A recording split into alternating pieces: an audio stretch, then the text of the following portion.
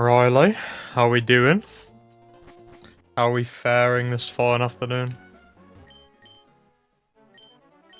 I got spawn camped right there, didn't even have time to post the stream yet.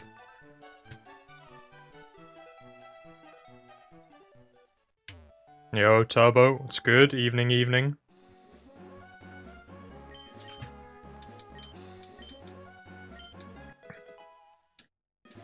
Did I see you got another shiny of some description, Turbo? I feel like I did. I can't be bothered to scroll up into the ether and find it, though.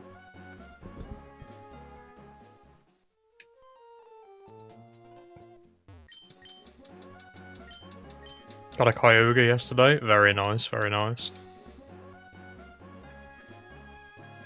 Are you doing like a quest or something, Turbo, or is it just like a get all the legendaries type deal?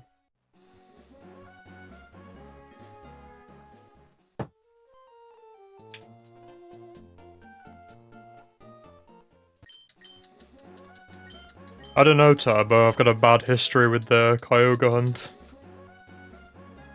That was my highest number I ever did on a single hunt. Was that one? KT, welcome in. I just watched your crashing and burning, my friend. Very unlucky.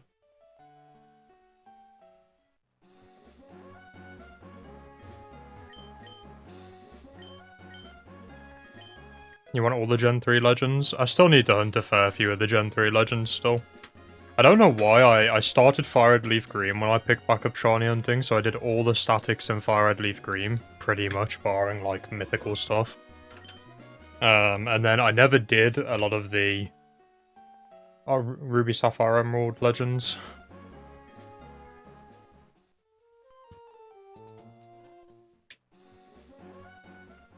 Like, I still don't have a Rayquaza, I still don't have all three Reggies.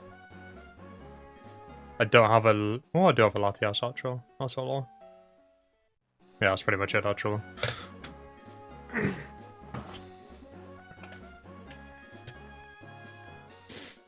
Still in Moorville, have a seat. It's alright, by the time I've got this, you'll still be running the same routes, starting Sapphires over and over again, Riley, so... We'll be back in the same boat in no time. I'm not worried about it. Also, been there, done that, buddy. That's so long ago.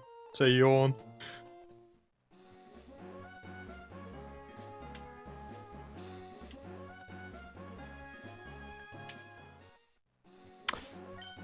You wanna try Zapdos since it's the only real no-way hunt in Fire Red Leaf Green? Yeah. Zapdos is fine. I really like Zapdos as a bird. It's probably my favourite out of the three birds. I had to Master Ball mine though, because back then the leftovers trick thing wasn't like common knowledge. This was back in like 2018. And I would have killed it to struggle if I didn't throw a Master Ball, so I just had to do it. And I got free Shake faked on my Ultra Ball before I had to Master Ball it, I still remember that. I was like desperate to get it in an Ultra Ball, so I was like letting it struggle to like basically 1 HP.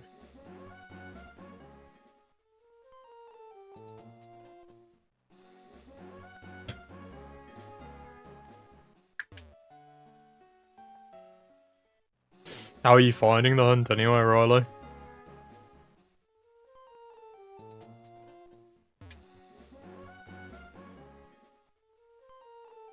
I think it's kind of an annoying hunt because you spend like the same time trading as you do actually doing stuff. And I don't know about anybody else, but I absolutely despise trading in Gen 3.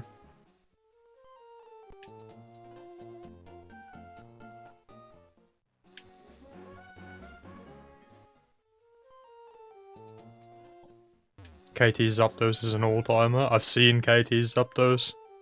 It's a hidden power grass? Right. Very, very nice. My Zapdos is a chunky one as well. Mine's Quiet Nature, I think it is, but its IVs are like unreal. Let me find its IVs 1 second. I should have it in one of these 3 million backups over here. Zapdos. So my Zapdos is Quiet Nature, 22 HP, 29 attack, 27 defense, 23 special attack, 25 special defense, 25 speed.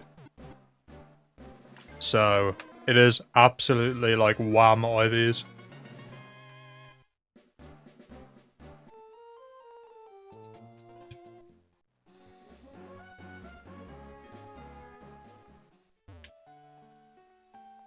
Did you see the stats Alpha posted about your run enders? I did indeed, Riley. I was surprised to see how low Hariyama was on the list.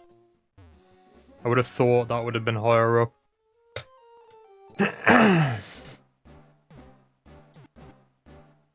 3 Shake Fake is the biggest psychic damage.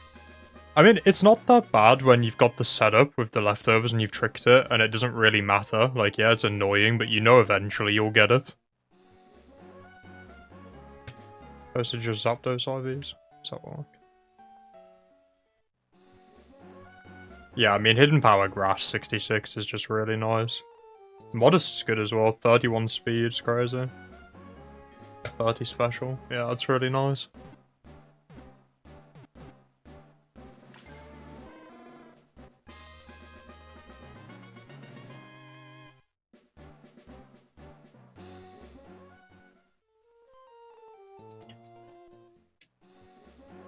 Using the mail glitch, you managed to sneak into the trading room.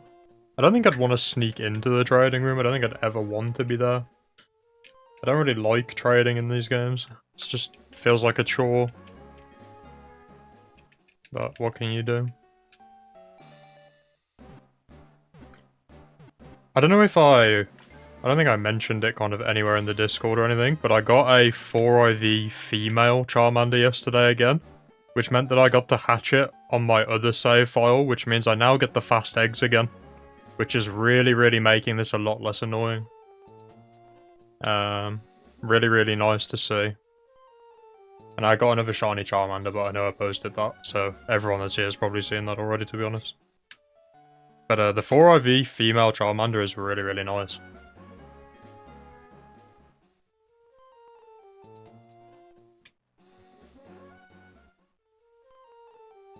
Just slow, you're getting 14-minute resets, missed 2 tackles against May earlier. Yeah, to be honest, Riley, like, crits, misses, like, there's a lot of times you're just better off just using the potion.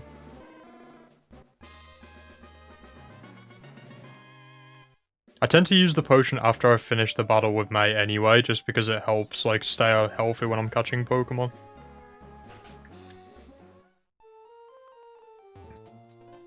There's a lot of times where you'll need to heal. Even in the few encounters I did, there was times where I healed and I still died afterwards because, like, I got crit, like, multiple times. We got a female IV check here. That's right.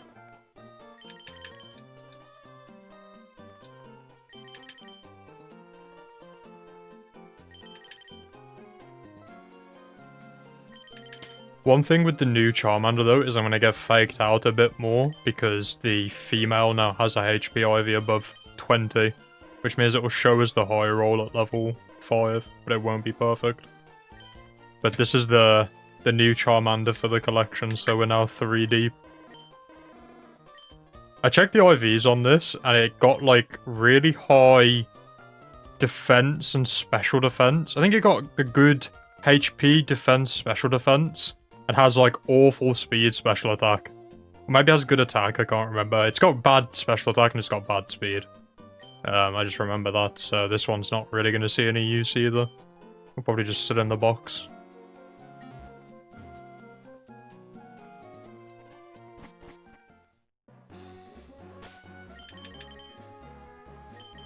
Oh, I forgot to get my flyer, that does help.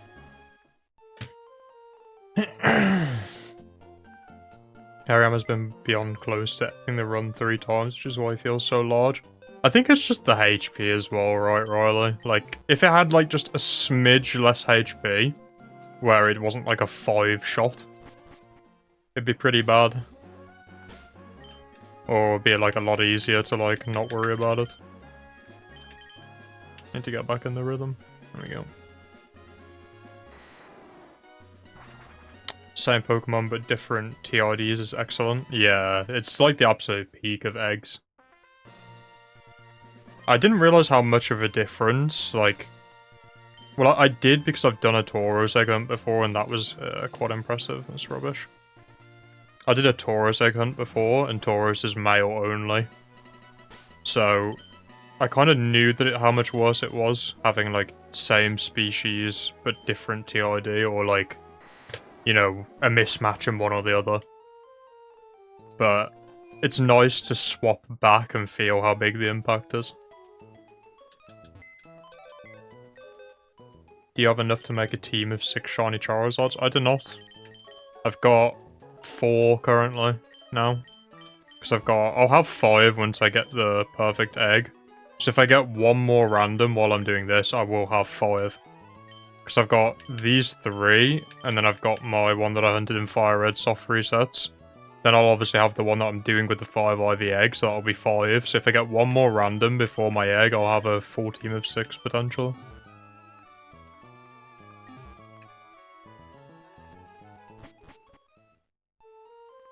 Yo, it's good, Varese. How you doing? Any more luck? Have you recorded pushing the Oko team up any further?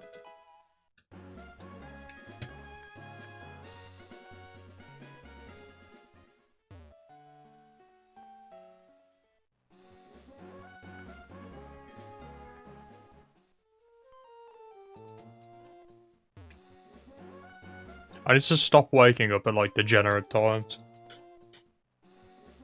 It's damaging my encounters. I'm only 130 deep today. So I'm gonna probably stream for a few hours tonight because I need to make my way at least to 200.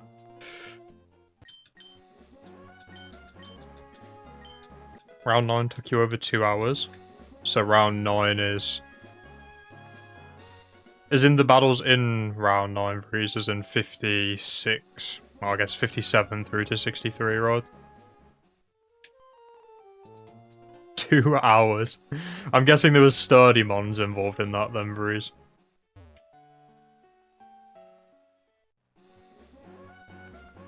You raise a very, very valid point, KT. I could just stop sleeping.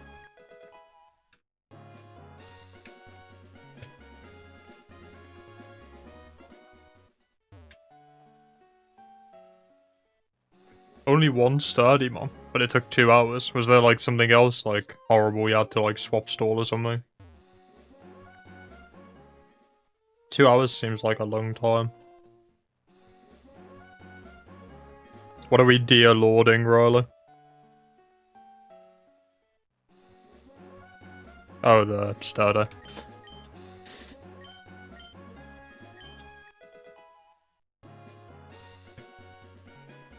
I'm assuming you made it out intact from the fact you haven't said that you lost it.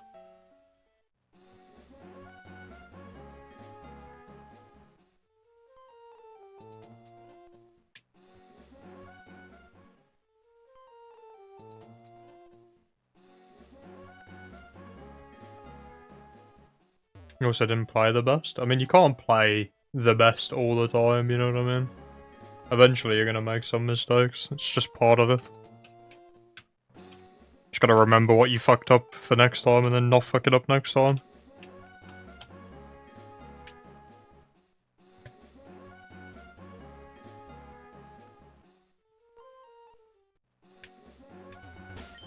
Oops.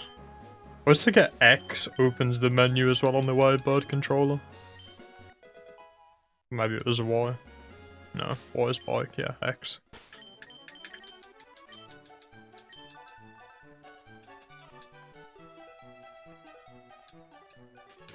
Do you think you're gonna find any uncatchables, Riley? Are you feeling the uncatchables in your veins? I mean, the odds are pretty good of finding an uncatchable on that hunt. Because, I mean, you've got, what? 2 encounters to your starter. Probably 2 going through the grass, so let's say 4. 2 catching your Pokemon, 6. You got, like, 6 random chances per, like, go. Ish.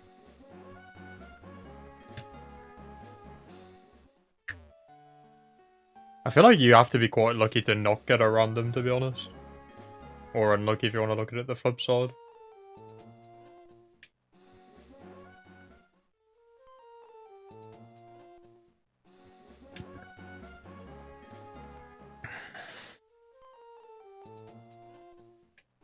I'm so excited to go back to that shiny hunt, Riley. I really just need to get this egg done so I can hop back into the grind.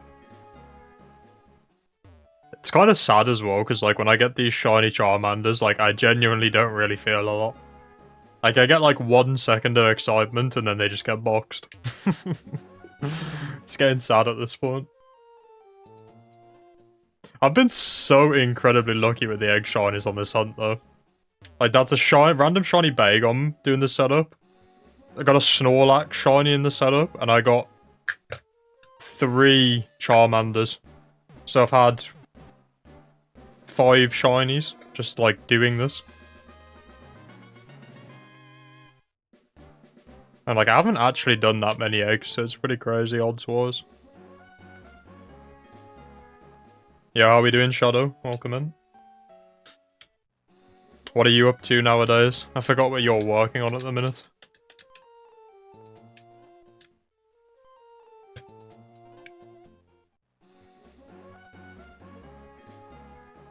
You see on average 5 or so encounters before balls.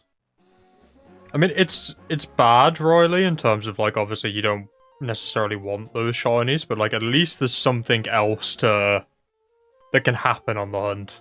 Like, if it's going to be so slow and you're only going to see X Pokemon per hour, at least there's something else going on.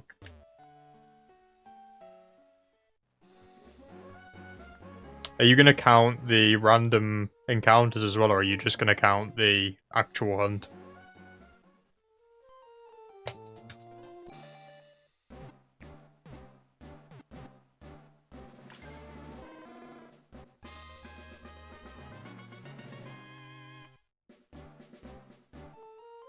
Yeah, I only counted the eggs as well, to be fair. It's just too much effort to count everything else. You didn't get any egg shinies in all your frontier breeding and this egg prep, which you would say is probably right around odds. Not sure what you'd hunt for next. I mean, you don't necessarily have to hunt for anything else, right? I mean, if you got what you want, then you got what you want. Because you've already got Ninjask as well, so... Unless you're planning to build some other teams in Emerald later down the line. Nothing really, just chilling. Need to get to completing your Gen 3 Nat Dex in Leaf Green. How far through are you, Shadow? You see, I did a similar thing. I didn't have like a Nat Dex. I had a regional Dex in my Fire Red because it used to be my main game. Because I used to use it for farming luxury balls from the lady in, what's it called, Resort Gorgeous. Like, she has to see a Pokemon and you go and take one and then she'll give you a reward, which can be a luxury ball. And then I released all my Pokemon because it was annoying me. I was running out of storage space. And then I ended up buying Box later anyway, so I could have just kept them all. So I ended up just releasing basically like a whole Fire Red Leaf Green Dex. So I'm gonna have to farm those back at some point. Which, I will admit, was not my smartest choice, but... what can you do? Your shiny Zard has HP Fire? Yeah, that's an L max, I can't lie. This is what I was saying though, like, your odds of getting a good hidden power just from a random hunt is pretty low. Because you need not only a good type, but a good power as well. Like, there's no point getting, like, hidden power Ice and then it being, like, 30 base power.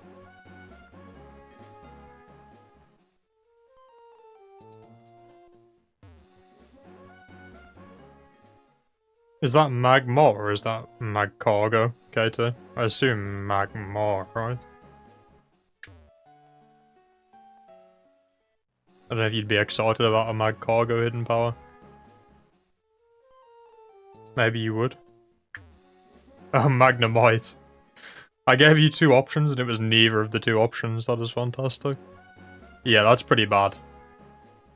I mean, that is just terrible. Yeah. It's the same vein as HP Fire on a Zard, right? There's just no reason you would ever use that. Flamethrower or Thunderbolt, respectively, is just going to be better.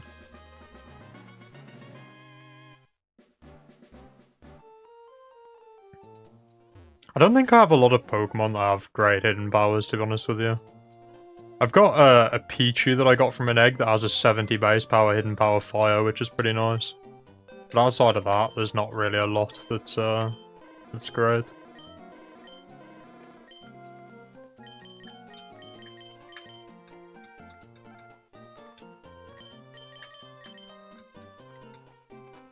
You have all of the Kanto decks completed, gotten some of the Hoemons. Still need to play through Emerald, more to get the rest. Is it for like Savari's own stuff, Shadow? Because I know there's a lot of Johto mons that presumably just sit in Emerald or Colosseum.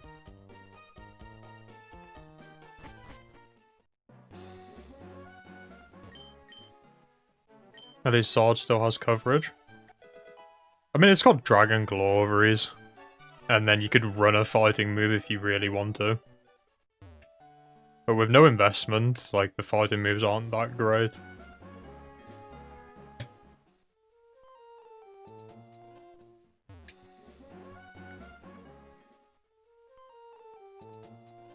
Yeah, welcome in, Sloth. How we doing?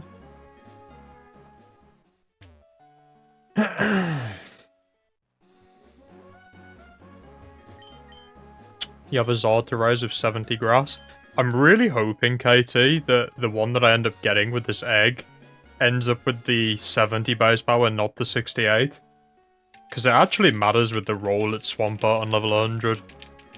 Like, I think the Oko chance with 70 base power hidden power grass at level 100, again, it's just the bulky Swamperts that live, potentially. But it goes from like 80% chance to Oko to 60% chance to Oko. From 2 base power difference. And it'd be really nice to just be confident that I'm going to kill most of the time with my hidden power.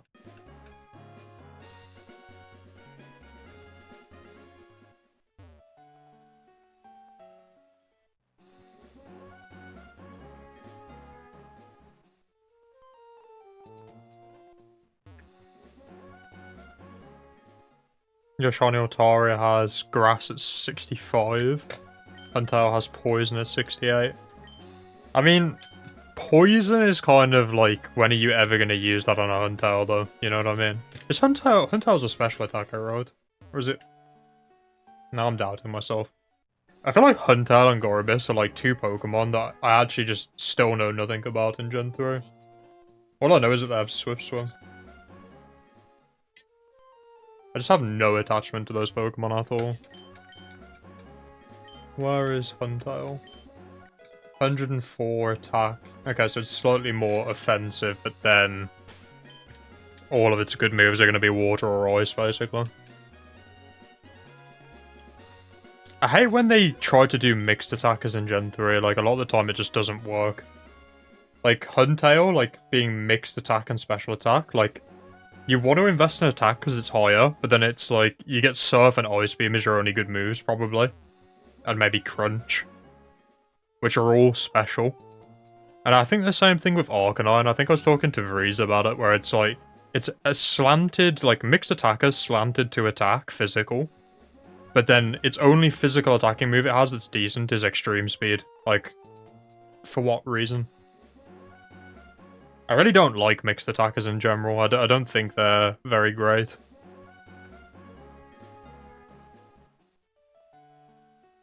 I don't like the idea of having to split your investment in your attack stats.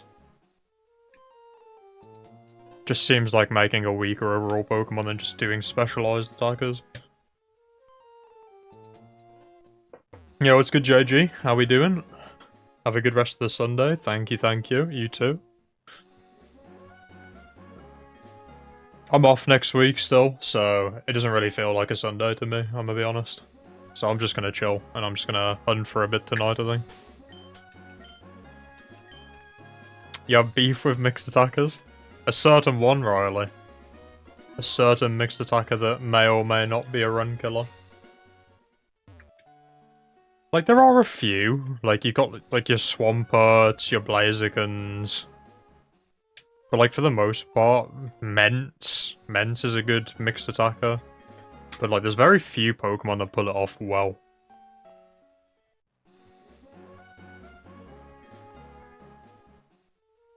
You like mixed attackers in Gen 2 because of stat EXP?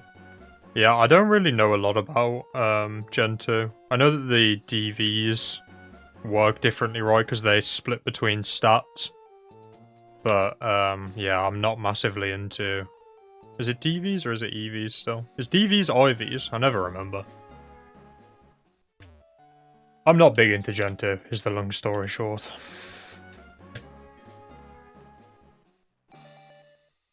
Yeah, Tar's okay mixed as well. But again, like, Tar's okay mixed, but that's more like ADV slanted. I feel like in PvE, you're probably better off just investing physical Dragon Dance.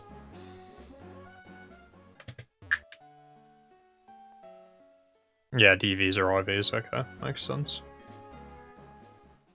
You can fully max out every stat without having to split investment. Interesting.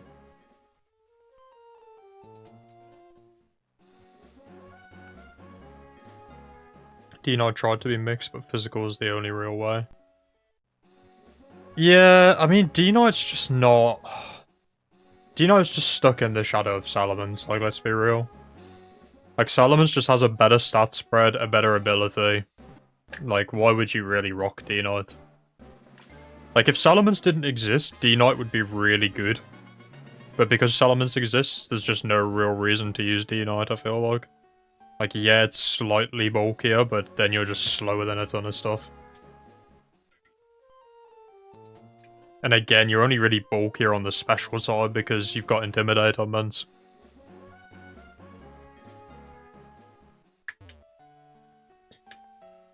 Man, I'm really keen to pick up some of these Pokemon cards for the Egg team. I've been, like, hard scouring eBay, like, the last week, and I want, like, mint 9 grades in some of these old reverse cards, and very few get listed full stop, which makes it very hard to find what I want.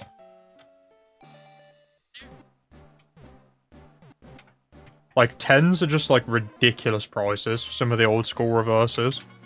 I presume because of all the print lines and stuff, it's quite rare to get non-print lined versions.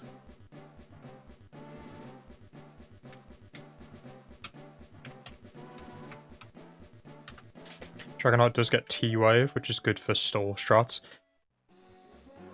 Does Dragonite get Heal Bell as well, or am I making that up in my head? Let me have a look.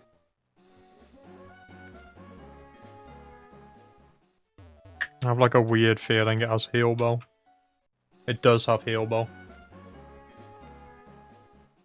Which is pretty cool, because it gives it something over Mence, you know what I mean?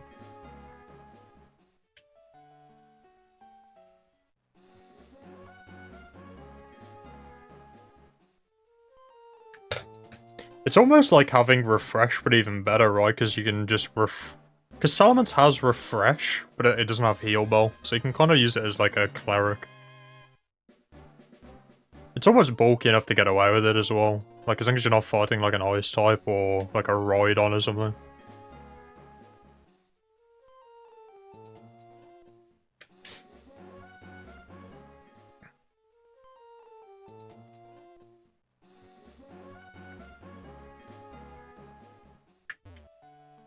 Mence can also have Wish or Hydro Miss.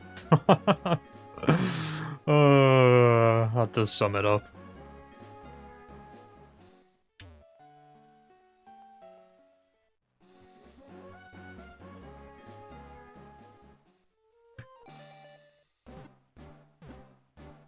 Yeah, agreed, Vreeze. I don't think I'd use a special Dragonite. As you say, its stats are a bit more heavily skewed than Salamence's is for the split. So it's just not really as good. Might be nice to have, like, Thunder for something, I don't know. Maybe there's a use case for splitting it.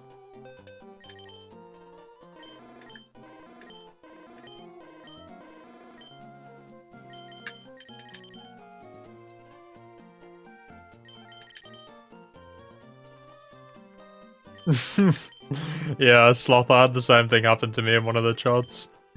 I don't know why YouTube does that with the emotes, it's pretty bad. Yeah, it's through purification though in XD, I think.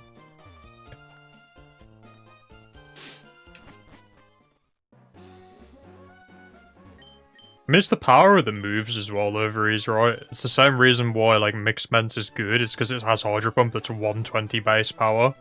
It has Fire Blast, which is 120 base power. Like, you're not hurting as bad from missing Stab with those moves. But, like, I don't know if that translates as well into the Frontier, because obviously all those moves also have a miss chance.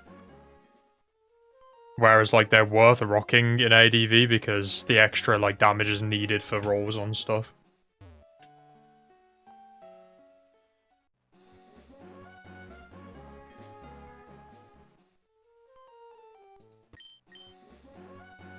You call Hydro Pump Ment the Plumber?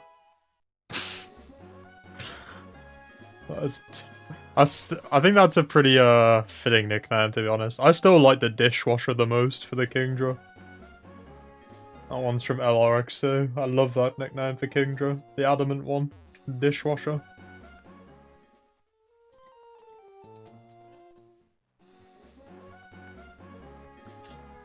Fire Blance on Ment isn't even that scary. Maybe not when you're +6, Riley, with Amnesia, maybe not. Yo, what's good, DOR?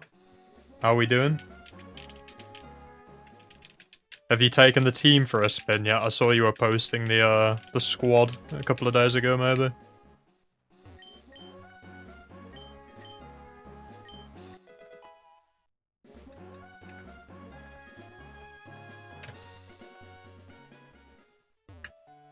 The janitor for Dragon Knight, because all it does is sweep. Hmm.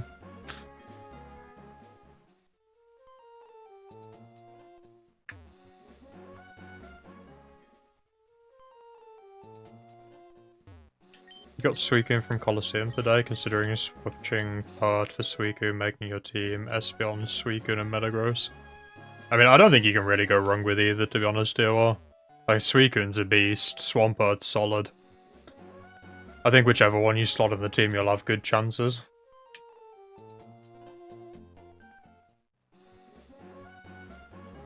I'd probably say Suicune's a bit better in my opinion. But I am biased, because I love Suicune.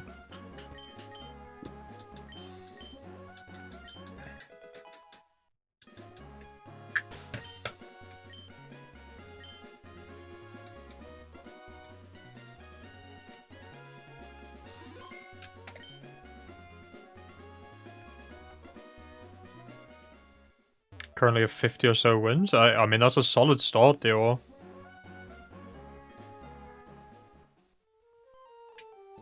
Close to the ribbons, at the bare minimum.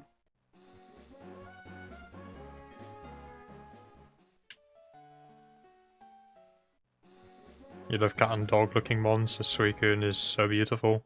Yeah, I think the TCG really helped me, like I have the shiny one, and I obviously love it because of that. But just seeing the cards Suicune gets in the TCG, like, it looks so sick in all the cards. It's such a, like, majestic looking Pokemon. And then you've got Swampert that just looks like... I don't know what that back sprite is, it's pretty ass. Like, I like Swampert's front sprite, but the back sprite just looks so mid. Just like a blue blob.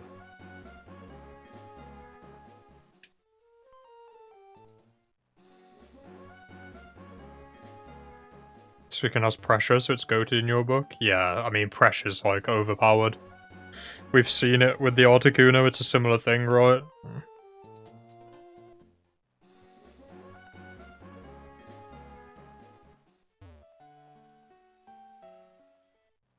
It was a shiny too, RNG Modest Nature. Nice, DOR. I think my preference for Suicune's bold, just because I really like having bulky mons like be as bulky as possible. Especially if they get access to like a sweeping type of move like CM, where you can boost up anywhere. But, I mean, Modest will do you right as well.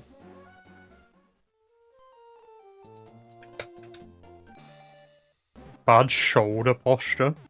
I've never thought about it, KT, why it looks wrong, but now that you say that, maybe that is what's doing it. Maybe that's what makes it look so off.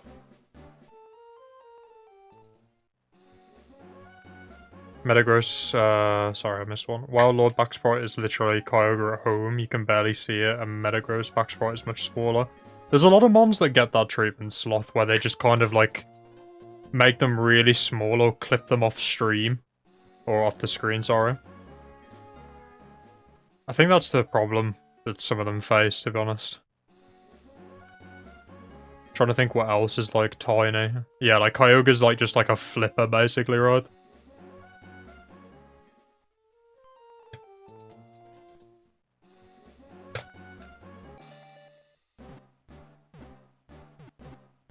Metagross always looks like a coffee table to me. That's all I think of when I see its sprite, its back sprite.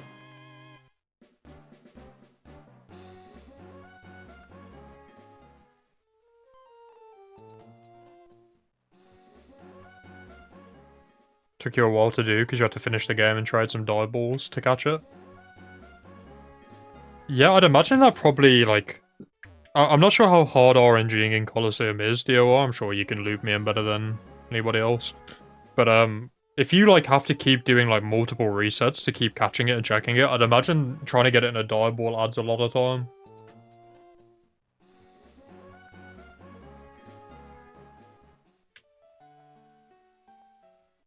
I can't imagine that's a lot of fun, having to keep catching a legendary over and over again.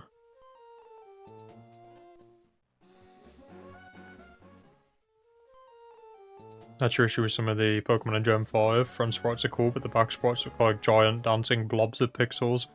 Yeah, I really don't like, I don't like Gen 5's stylization. I don't know if it's the moving camera or how close it comes to the sprites in the back, but it looks way too pixelated. I'm not a very big fan of that at all.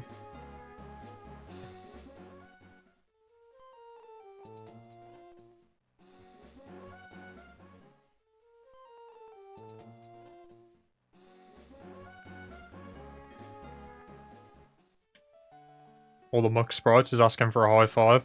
I actually hunted a Grimer in Sapphire Riley, and I couldn't agree more. It's like a big pile of slime that's trying to, like, dap someone up.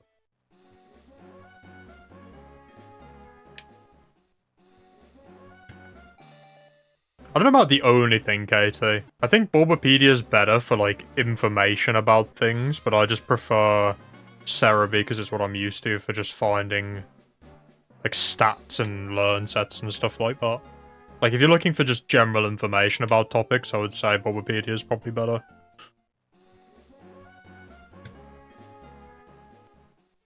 You also like Bold Suicune because Crocoon is insane? Yeah, it goes crazy. I think Bold Suicune is probably the best defensive presence in Gen 3.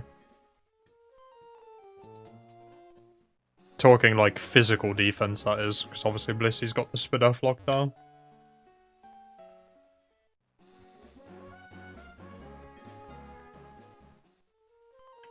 You maybe argue Swampert, but maybe Swampert's better just because it resists some of T-Tar's stuff, but I think raw, just stat-wise, Suicune's probably the most impressive for defense.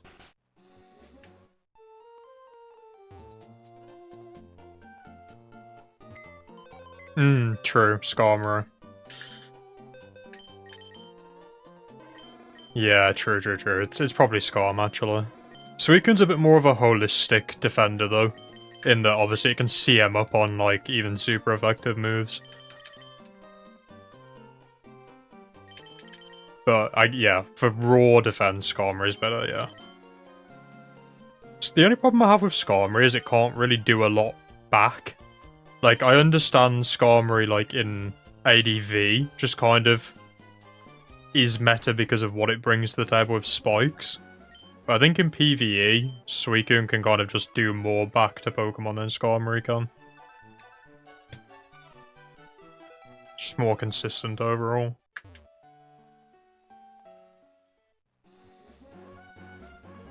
On another note... Oh, wait, I've missed a few here. Yeah, what's good, Electabuzz? Welcome in. I missed your message. How you doing? You RNG it the first time you encounter it, then it stays the same until you catch it. I'm trying to remember what the encounters are like, DOR, and where you find it in the game, because it's in the Under, right? But are there two different encounters in the Under? Because surely you must have to catch it still either way.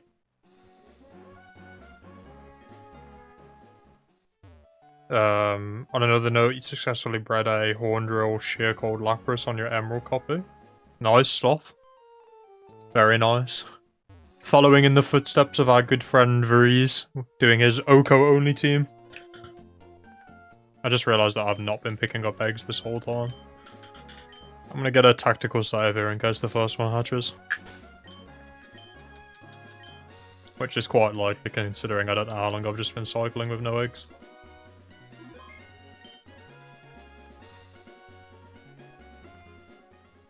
Sounds good, KT. I'll catch you later. I don't know if anyone's seen Trailer Park Boys. Muck remind you of Corey and Trevor with his hand up. I have not watched Trailer Park Boys, so unfortunately this reference is going above my head. But I'm sure someone will get it. Pokemon database? You see, I think you're alone in that one, Riley. The only thing I like DB for is for the sprites. I think any other use case I prefer Cerebi or Bulbapedia. Maybe I'm just being a hater though, because I haven't really tried it that much.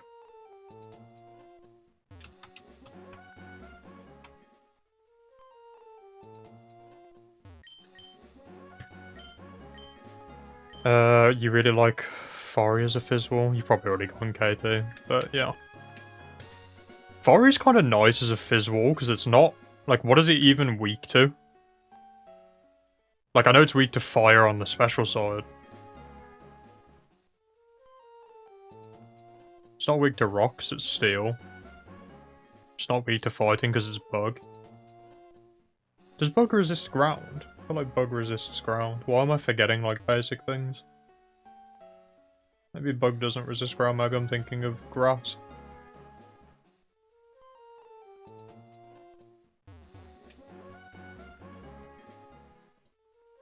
Bug does resist ground, okay.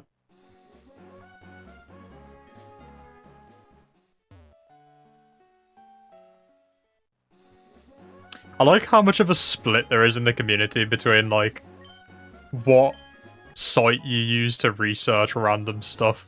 There's such a big divide, like, so many people use Cerebi, so many use Bulbapedia, and apparently people use Pokemon DB, which I would not have said that was in the big three before.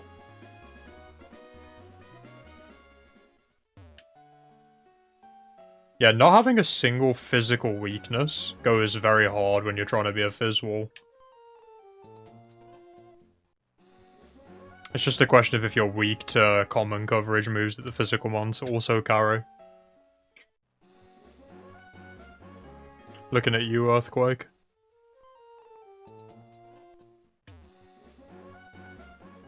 Cerebi formatting.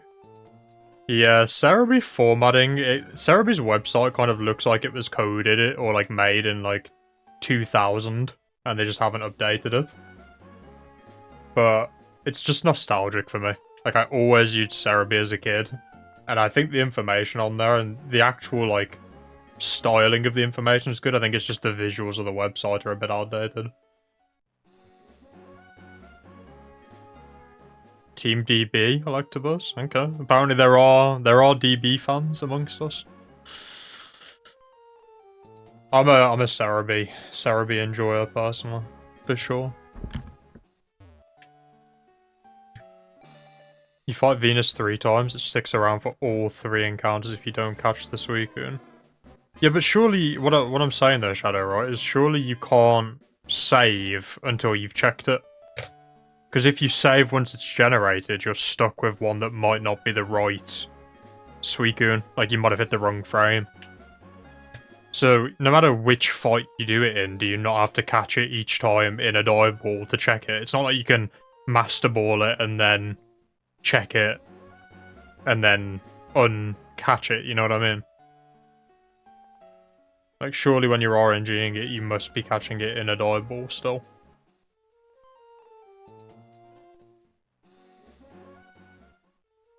It's only fire, just like Swampert. One weakness and it's 4x. Yeah, Fortress is a bit of a pain. I watch a fair bit of, Jimothy. And I've seen sometimes that Fortress, if you don't have like the right coverage on your teams, it's kind of hard to kill Fortress.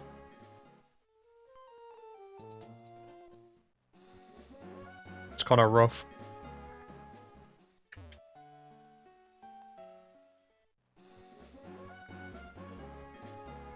Do you remember when they used to have that splash page? I don't, Shadow. I mean, you'll have to remind me, like, what that is. Like, maybe I'd know it if I knew. I'm not sure what you're on about with splash page, to be honest with you. Was it, like, something to do with, like a mini-game with a Magikarp, or was that something different on, like, an app?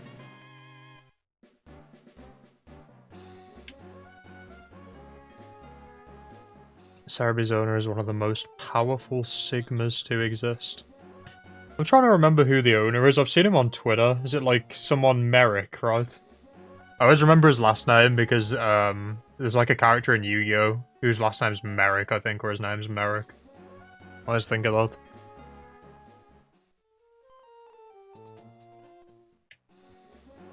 that. You need to check if it's your target without catching it. You use some damage rolls and speed. Interesting. Yeah, it must still be a bit of a pain, though, if you have to, like, calculate damage rolls every time. Must be kind of annoying.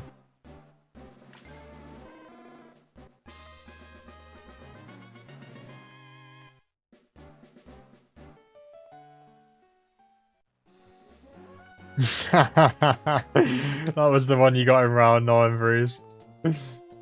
Do any of the Fortress sets have Zap Cannon? Some of them do, right? I mean, it's only 5 PP anyway, so you can very easily stall that. I'm guessing if it has Zap Cannon, it's probably clicking it on Articuno as well, right?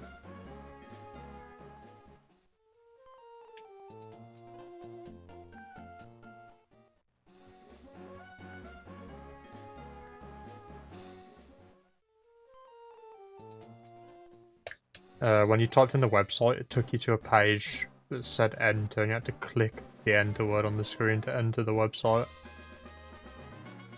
It sounds vaguely familiar, Shadow. I mean, I used Cerebi when I was, like, really young. I've used it as an adult, so I'd imagine if it was there, I'd probably have interacted with that at some point.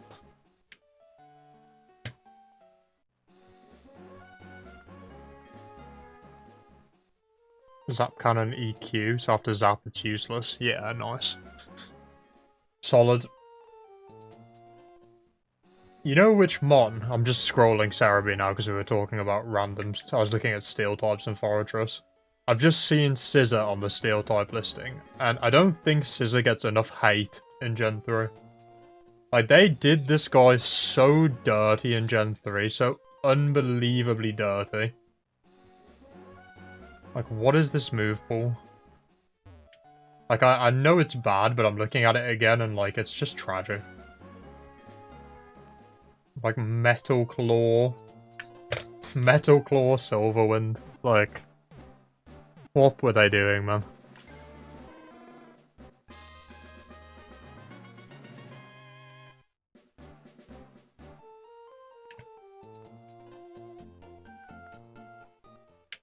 That's the last egg. Gen 3 move pools are usually tragic. Yeah. I mean, it depends, because it's just a typing thing again. Like, some of the types don't have a lot of moves. Like, bug Pokemon just have nothing. Like, at least Steel has, like, Meteor Mash or Iron Tail, which Iron Tail's still not the best move, but, like, it's at least something. But then Scissor can't even learn it, so it's, like, pretty sad. Because you obviously get X-Scissor in the next gen, which makes it a lot stronger, and Bullet Punch with Technician. Do they use Silverwind? What gets used in Gen 4? Do they use Silverwind with the Technician boost? Because isn't Technician up to 60 base power, right? Or do they use X-Scissor?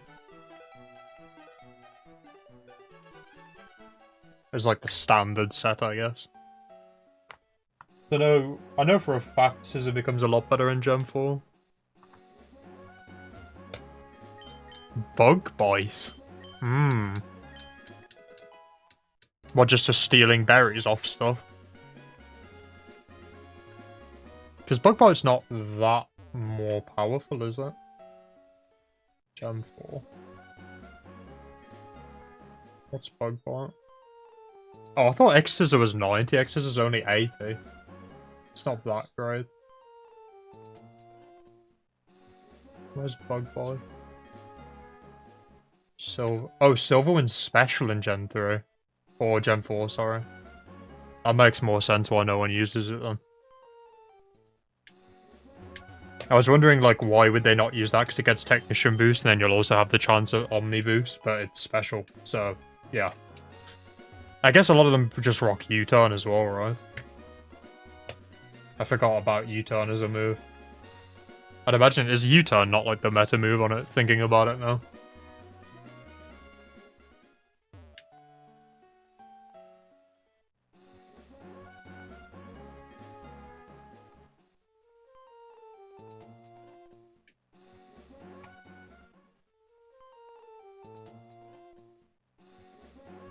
Got a jet, you'll watch the VOD later. Sounds good, Riley. Have fun.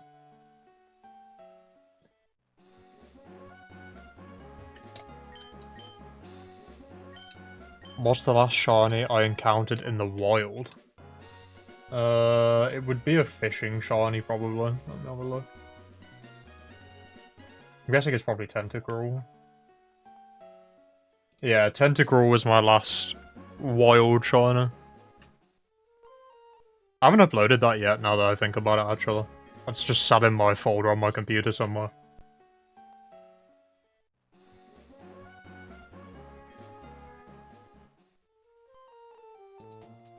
I uploaded, like, the fishing compilation, and then I found 2 shiny Remoraid's in Safari Week, and then I found the Tentacruel as well.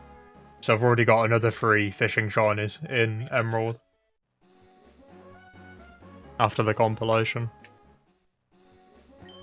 I think I'll try and do some more of them first before I upload that video, though. Like, I want to try and get Horsey, probably, and Sharpedo before I upload another video for fishing stuff.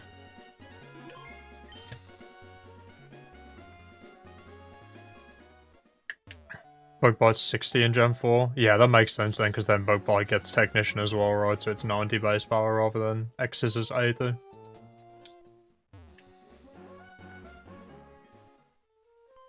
Yeah, Bug's a sad typing in Gen 3, I'm not gonna lie. Like, other than Heracross, it's a pretty barren landscape. For, like, attacking presence. Because you've got Scissor, which, I mean, is okay if you can get a couple of SDs up, but, again, you need a couple of SDs up. Which is easier said than done. Fortress is, like, good, but it's only good because it's got, like, a niche. Like, Heracross is the only, like, standalone, like, really good attacking bug. Like, Ninjask is now, like, chopped because of, Speed Pass and ADV. But like, I would argue that, like, Ninjask isn't even a good attacking bug. It's, like, only good because it has Pass. It's not even really, like, a good Pokemon by itself.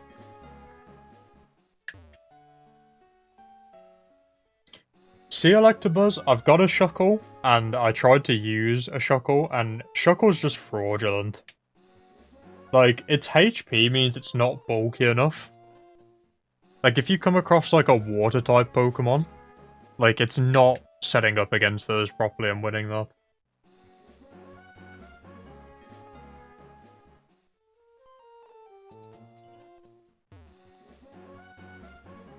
It's a bit of a fraud, in my opinion, Shuckle. I really liked it in later gens. I used to use one when I used to battle my friends in Gen 6. I used to like it because it just used to annoy them.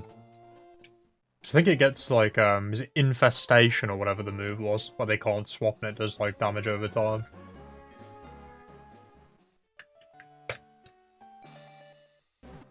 I remember that was quite overpowered.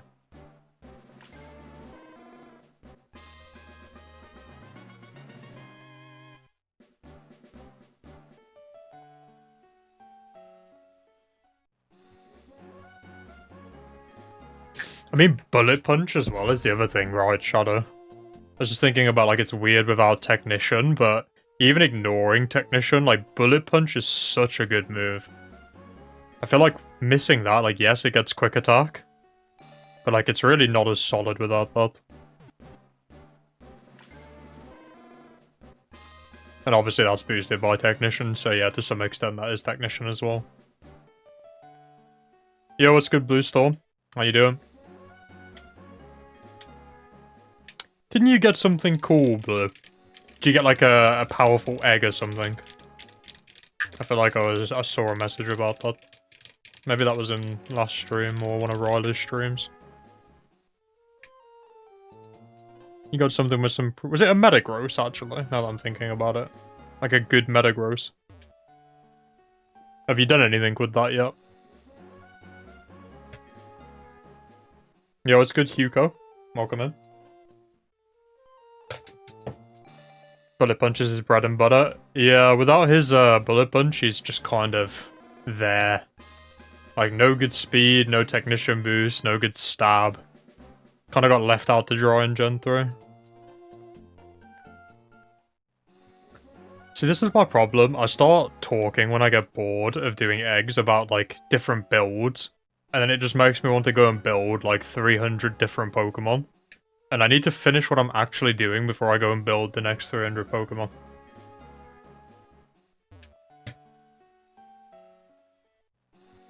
Got a nice Beldum, Adamant 27, 31, 29, 30, 31. Yeah, that's really solid, Blue. Have you taken it into the tower yet, or into any of the facilities? Very solid. Does it have a good hidden power? I suppose it's not really a hidden power you'd really want to rock with Metagross, though. Like, I know there's HP Fire in ADV, but I'm guessing you went all physical, right? Maybe like a hidden power rock.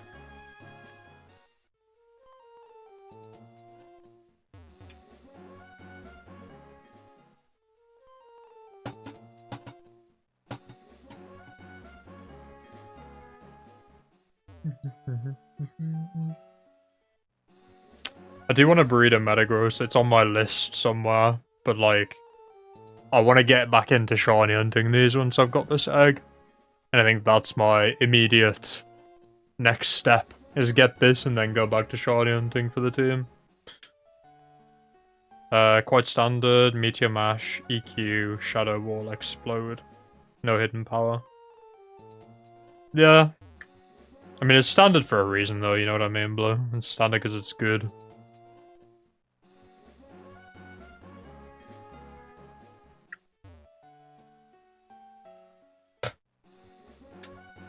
I'm weighing up with myself when I build my Metagross if I want Shadow Ball or Rock Slide.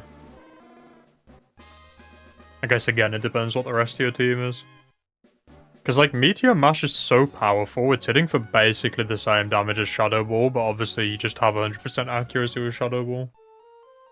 And there's certain mons you probably don't want to be missing with that type of attack. I'm thinking like a Laddie or something. But then like, Rock Slide's good into like Zapdos, which could be useful. Oh, that is terrible. What is that? 8 defense. Hasty low roll.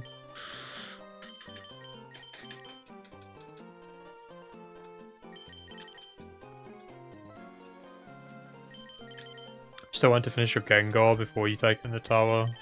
Tried a lot of alternatives, too good to ignore. Yeah. I think, like, even something like Agility Metagross, which is, like, good in ADV, it's just not as good as just having a Choice Band in PvE.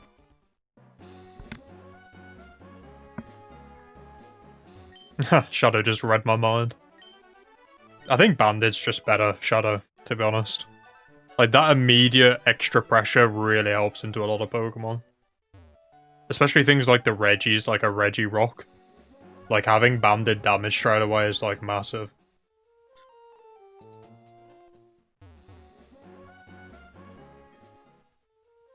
You had Rock Slide in a previous meta, ended up using it not a lot. I think the mischance makes you dislike it.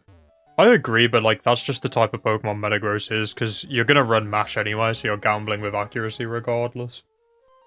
Like, your most used move on Metagross is gonna be Mash anyway, which is 85, so it's like, no matter what other, like, ancillary slots you fill, you're always gambling with Metagross. It's just its stats are so good that the gamble is just worth it, Ned.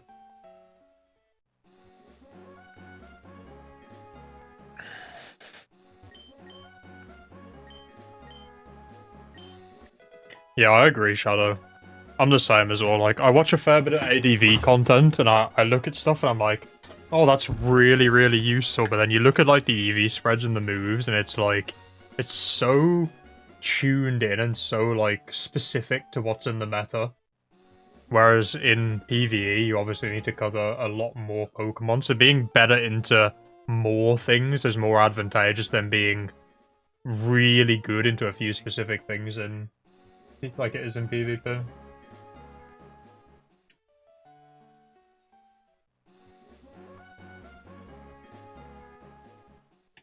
I think there is still an argument to, like, have specialized Pokemon, though. Or, like, at least Pokemon that are very good at dealing with, like, key threats. You kind of have to, like, plan that way in Emerald, otherwise you'll just lose. Like, things like your bulky normals, like Snorlax and Blissey. Your, like, fast, like, damage dealers that are scary, like your Salamence. Your Oko Pokemon on the enemy team, bulky waters, things like that. Like, you have to have answers to those things, otherwise it's just GG.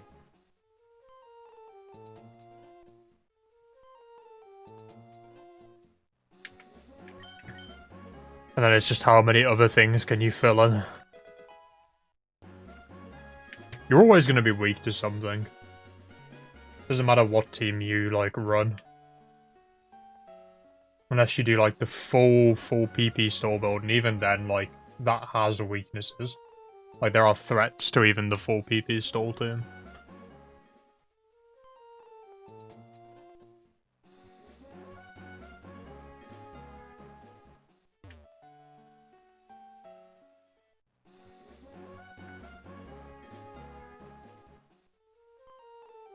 Yeah, exactly, Shadow. Like, having guaranteed hits is so nice. It's part of the reason why, like, I didn't bother doing Hidden Power Flying for Salamence, is because I'm never going to use it in PvE because Aerialize is just definitively better.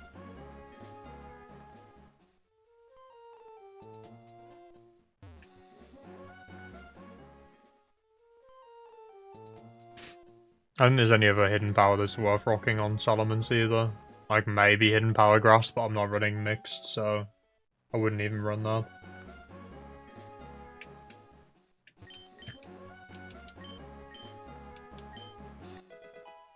Yeah, Ludi, Meganium, all your, like, grass stallers. It's very, very nice to have Aerialize for those Pokemon.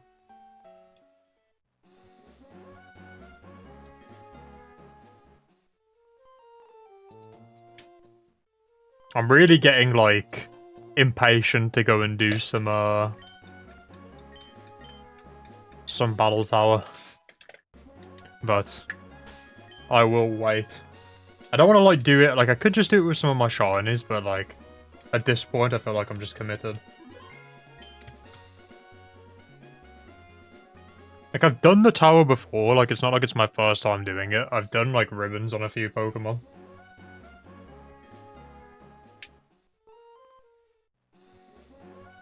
It feels like quitting, though, to do the tower before I finish this team now.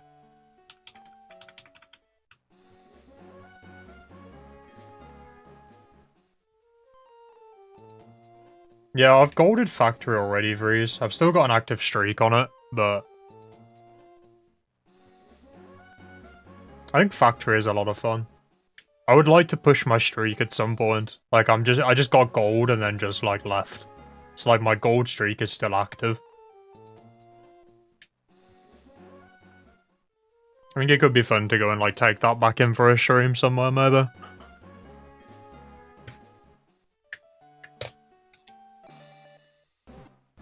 Yeah, I watch LRXC, Sloth, and while I'm streaming right now, I'm actually watching Wildcat's VOD on the side.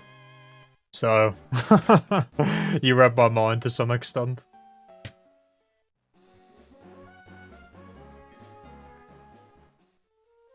You wish Volbeat was good? You see, Volbeat and Illumise are interesting because they get Tail Glow, which could be very good, but just isn't because the Pokemon that get it are just terrible.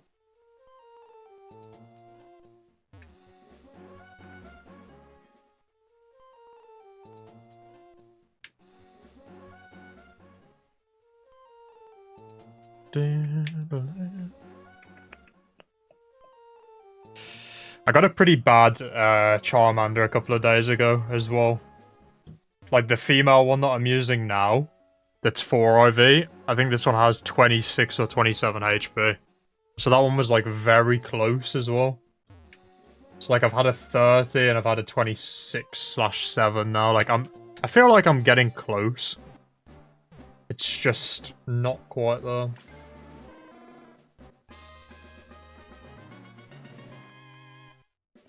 I had a rough like hunting session yesterday though. I think I only checked like maybe 2 Charmanders in like 12 hours of doing eggs. It was not a good day yesterday for the eggs.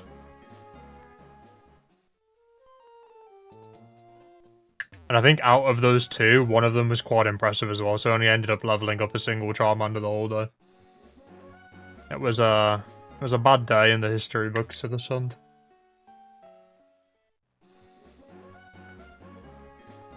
Volbeat got better in the current gen because it got Prankster. I didn't even know Volbeat got Prankster. But I'm very much just a Gen 3 player. Like, I don't really know a lot about Gen 4. I don't really know a lot about Gen 5+. Like, Gen 1, I kind of know some bits about, but only because I played Fire Red Leaf Green a lot. I'm pretty much, like, Gen 3 exclusive, to be honest. Like, my knowledge outside of that is pretty poor.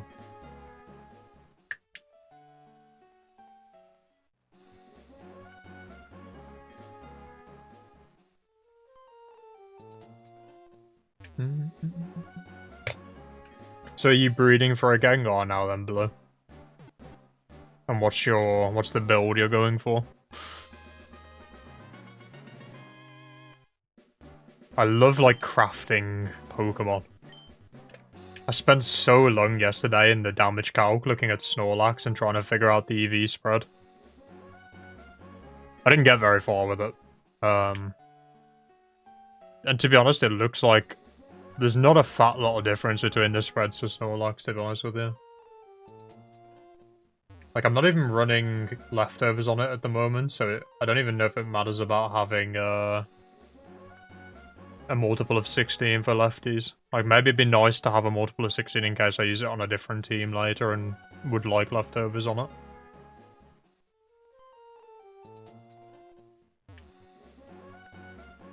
But I was looking at quite a few different spreads, and to be honest, like, some mix of HP, SPDF, attack and defense just seems to be fine anyway.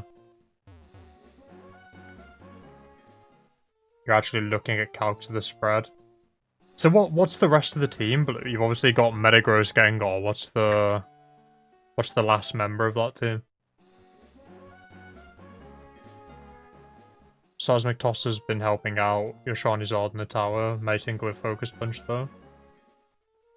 I mean, what scenarios are you going for Seismic Toss, Max? Because I feel like in my head, like, Seismic Toss doesn't really fit Charizard as a Pokemon. Like, where are you finding yourself using, like, Seismic Toss? Is there, like, specific Pokemon that you like having Seismic Toss for?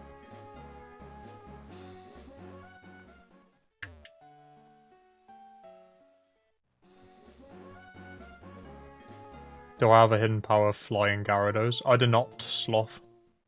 The only Gyarados I've got like a ton of Magikarps, and I've got a Gyarados from fishing. I don't think I would breed a Gyarados, just because I hunted the super odd one. And that one was like a really fun shiny hunt for me.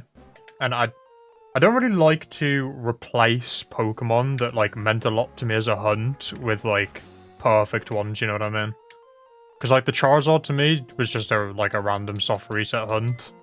Snorlax, again, I don't really care about the Snorlax I got previously. It was just a random hunt, and I've got a Feebas, but that was just me going for Carvanha, and I happened to get Feebas.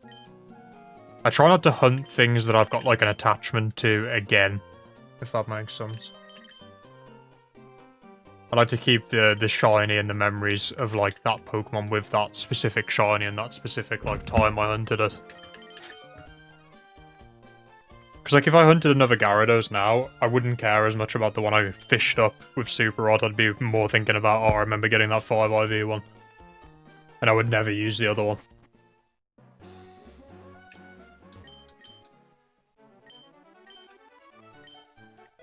Yeah, Timid versus Modest's an interesting one though, Blue. Because, I mean, what's max? I'm trying to remember what Is Gengar 110 speed, right? Ghost. Yeah, 110. So, like, what's max neutral? 319. What do you get outsped by? Where's it my spreadsheet? It's obviously going to be your, like, Jolteons and all your other stuff, right? 319, which puts you right here in the speed tiers. Yeah, 319's kind of rough, though, because then you're speed tying Espeons, Gengars, Tauroses, Raikus, Starmies, Aerodactyls, Dugs, Sceptiles, Ninjask. Like, there's actually quite a lot of stuff that you either speed tie or lose speed, like, against if you don't run Timid with Gengar. Like, you don't necessarily need to do max investment, because 350 takes you to where? You would only really need to go to 340. Because you can't outrun Ninjask, Crobat, Jolteon anyway. So you could either run 330 and get outsped by Aero, Sceptile, Doug, or you could run 340.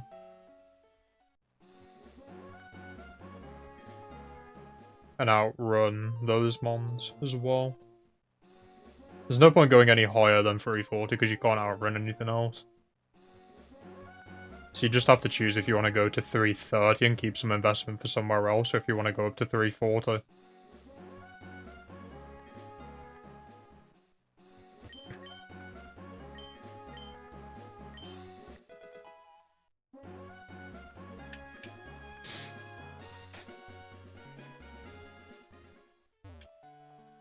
You make a modest Dragonite at some point? Always think that's fun over physical sets?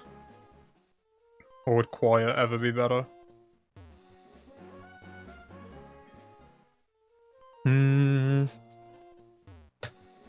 Again, this is why I don't really like mixed attackers, personally. I find it too hard to, like, balance the stats out on mixed attackers. Because, like, mixed attackers need all 6 stats, which is annoying. Like, it makes natures harder, it makes, like, investment of EVs harder. Like, in me personally, like, I wouldn't even run a Modest Dragonite, I'd just run, like, an Adamant or a Jolly and just run DD. And HP flying, but...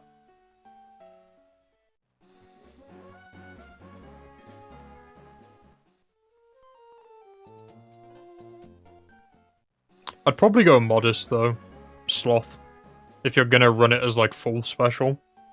Just because I think minus speed would put you in an awkward speed tier, probably. Because, like, it's not even the fastest to begin with. Like, what's Dragonite? Like, base 80 speed or something. No, will I? Yeah, base 80.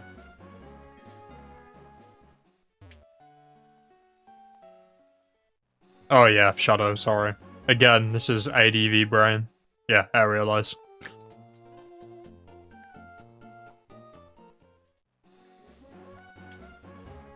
I feel that, Theo. I feel that. I got my Suicune in my PC, and every now and then I just, like, when I'm releasing eggs, I just go and stare at it for a little bit.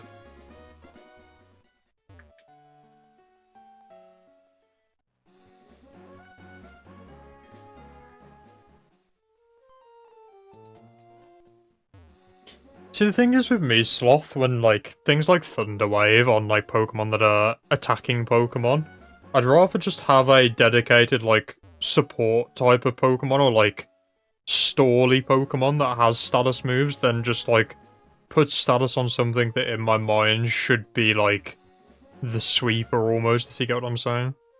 It feels weird to me to, like, T-Wave with a Dragonite that I'm gonna, like, I need it to punch stuff, and then, like, get hit, and then maybe get cleaned up by something else, like... I prefer to just have status on, like, a Pokemon that's bulkier and would, like, can sit on something and status it. That's just my personal preference, though. There obviously are... I think, like, something like Gyarados sees some benefit from T-Wave, because you have Intimidate as well. And you can probably just abuse Sub also, but... I prefer status on, like, a single Pokemon that's going to be used for status. or for stall, personally.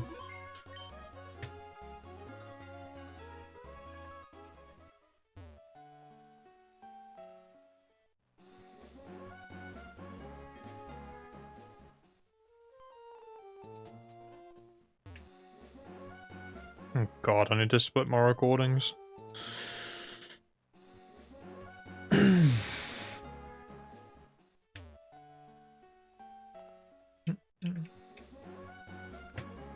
Third, oh sorry, I missed your message earlier as well, Blue. Third is bold Milotic with, I think, yeah, you've mentioned that before for sure with the Miracle. I just blanked. Third is bold Milotic with Surf, Miracle, Toxic Recover. Yeah, Miracoat's interesting, Blue. It makes it, like, actually good into electric types, because it eats electric moves, like, pretty decently, but, like, not decent enough where Miracle doesn't OHKO. I think Miracoat's definitely a solid option. The only thing I don't like about moves like Miracle is, like, if it's not a kill, they don't have to pick it, right? Like, if they've got, like, a setup move or something, or, like, T-Wave. Maybe T-Wave's not the best example because they'll only really do that if you're faster, but I don't like the fact they don't have to pick their move if it doesn't kill you.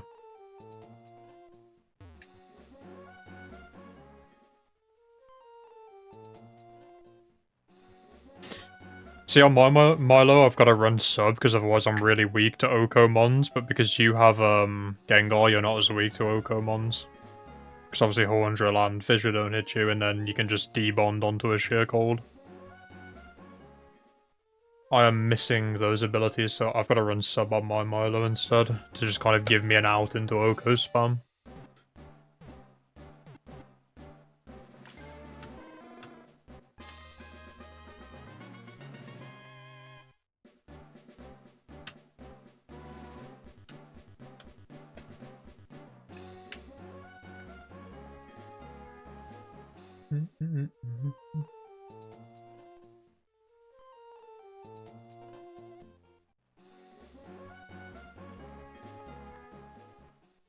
I agree, Blue.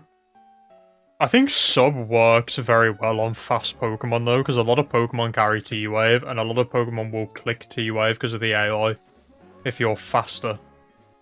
Which is why I think it is nice to have sub on quick Pokemon, if you're not running like Lumberry. Especially.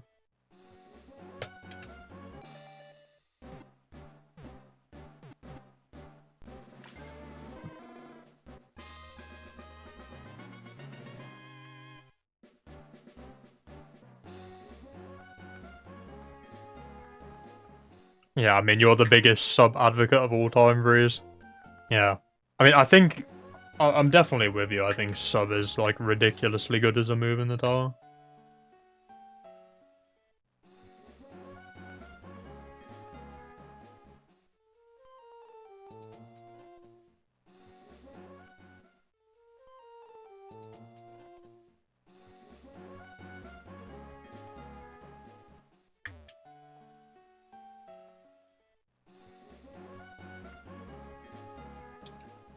Yeah, Blue, and, like, certain Pokemon, like, especially the Pressure Mons, just love having sub to just, like, abuse PP stalling.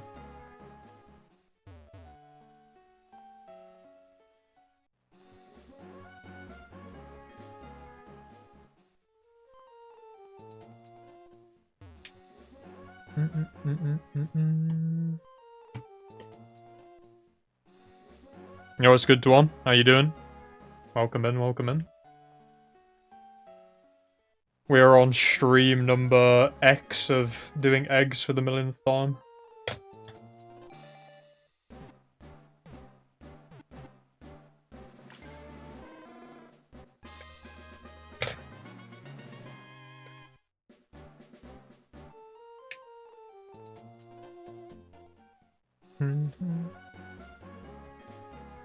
It's one of those classic grass is greener though, because I'll get this and then I'll go back to the shiny hunt and then I'll just be sick of trades.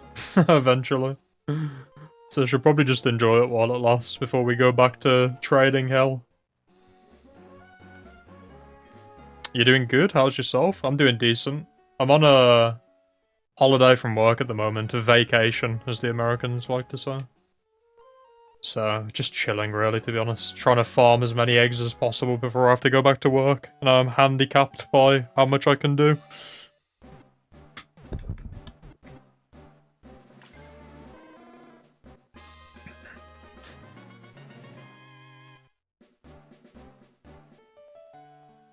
Sub-passing onto a Suicune. I mean, you don't really need to sub-pass onto Suicune Shadow because it's just so bulky. Like, you can just run sub on Suicune and it just, like... There's a lot of Pokemon that won't be able to even break the sub on a Suicune. Especially when you consider its max HP hits the, like, 404 benchmark to avoid getting broken by, like, Seismic Toss as well.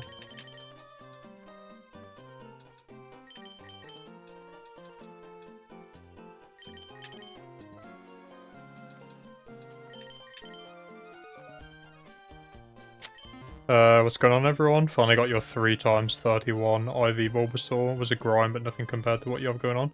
I mean, that's still pretty good, Sean. What are you, what's the set you're going for on the Bulbasaur? And what are the 3 IVs you ended up with?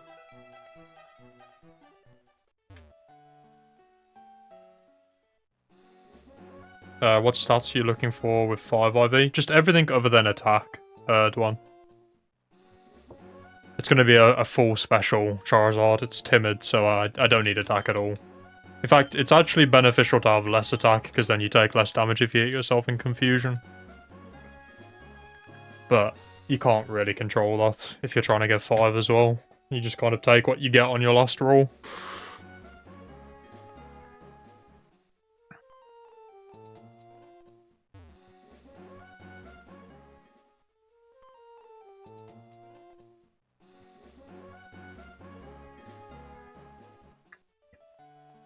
Thinking of the rest, CM, Ice Beam, Sleep Talk set. Interesting. Is it just Ice Beam over Surf to just stop, like, Water Absorb, I guess, from walling you?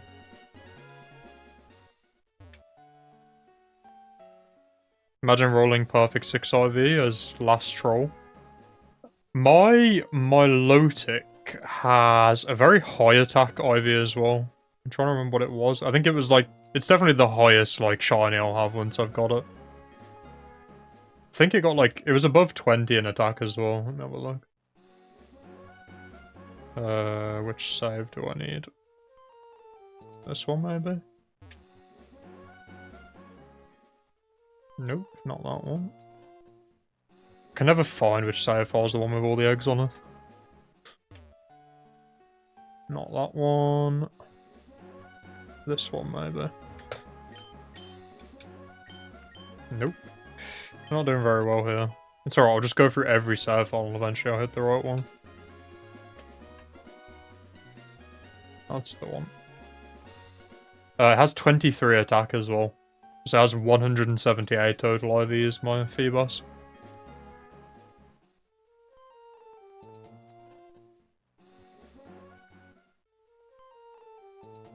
Three IVs are HP, Special Attack, and Speed. Timid Nature. Sunny Day, Leech Seed, Sleep Powder, Solar Beam. It's meant to be set up for your Zard. Very nice. Yeah, I like that, Sean. That's good. It's a shame Venusaur doesn't have Chlorophyll in Gen 3. Then you'd get the true synergy, but... I mean, it's still very nice having Sunny Day for Solar Beam. For sure. What's the last going to be on that team, Sean?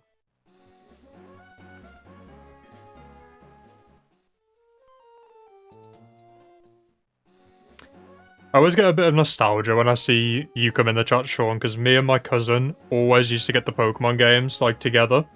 Like, my grandparents used to take us both and we'd go and buy them. And then we'd, like, stay around my grandma's house, and she used to have, like, a bunk bed. And we'd just play Pokemon, like, all night, and my cousin's name is Sean with the same spelling as well. So, like, whenever I see your name, I always, like, do that quick double take, and I'm like, yeah, it's not my cousin, we're good.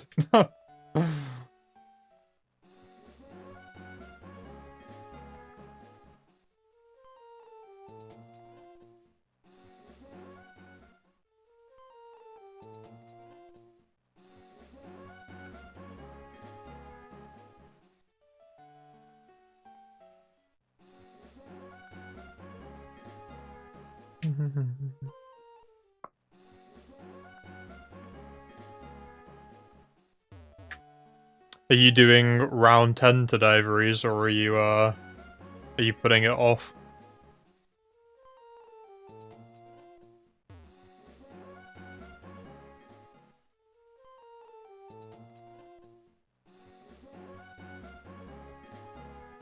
The last is Blastoise, so you're going for the starter trinity. You've always loved the Kanto starters. Your cousin is who got you into Pokemon as a kid as well. I feel like a lot of people have similar stories with Pokemon though, right? Like, you always grow up with it as a kid and, like, you get the hand-me-downs or, like, you play it with your family. I don't know.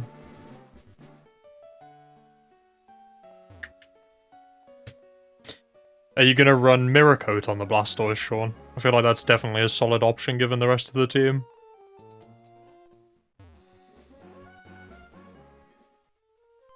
Round 9 was enough for today. You're telling me you don't want another 2 hours of fun?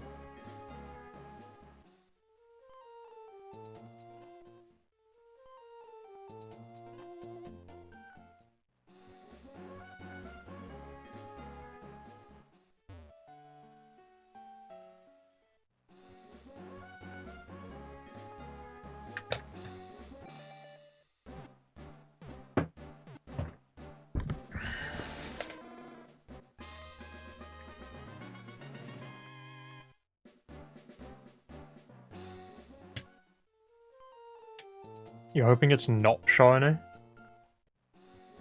Wait, what are we talking about, Sloth? What are we hoping is not shiny? Sorry, I feel like I lost the thread of that conversation.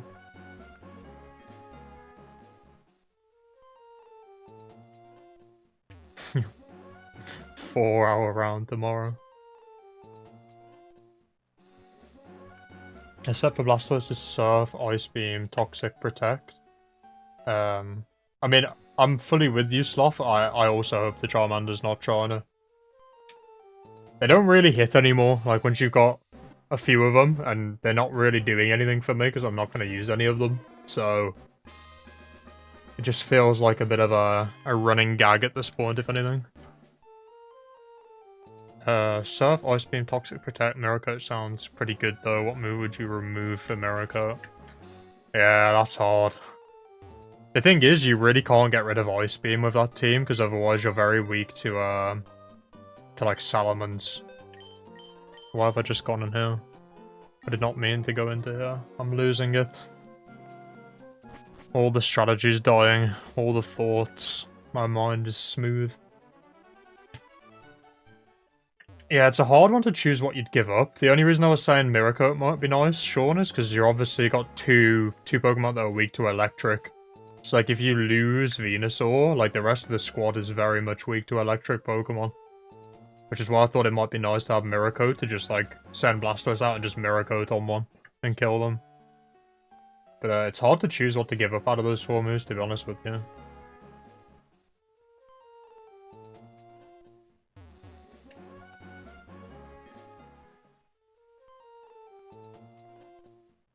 I guess you probably need Toxic as well for certain stuff.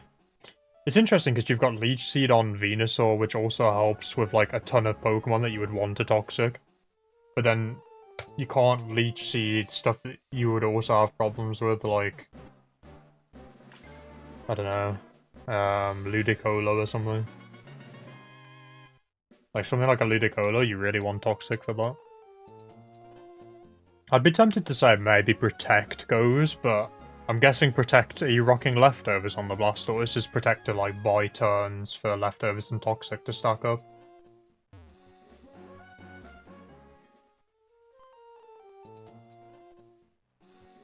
It's hard. There's a lot of mons in this game where you really want 5 moves, but you can't fit 5 moves.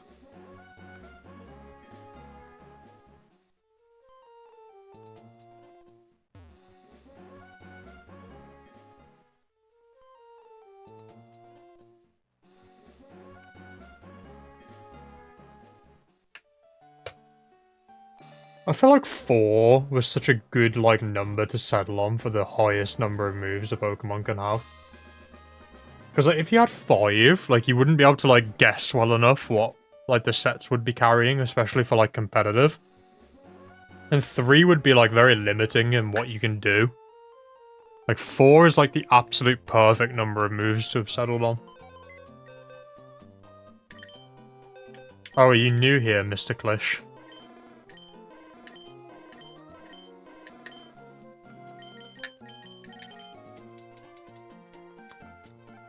Leftovers on Blastoise, pretty new to taking battling seriously. I'm gonna have to test the squad and see what threats you need better coverage for too. Yeah, I mean, you can always... The only problem is with that, Sean, is that Miracoat's an egg move. So, I don't know what your stance is on glitching, but maybe breed one with the egg move on it, and then clone it if you're not against glitching. If you are against glitching, then, unfortunately, you're just gonna have to make the call.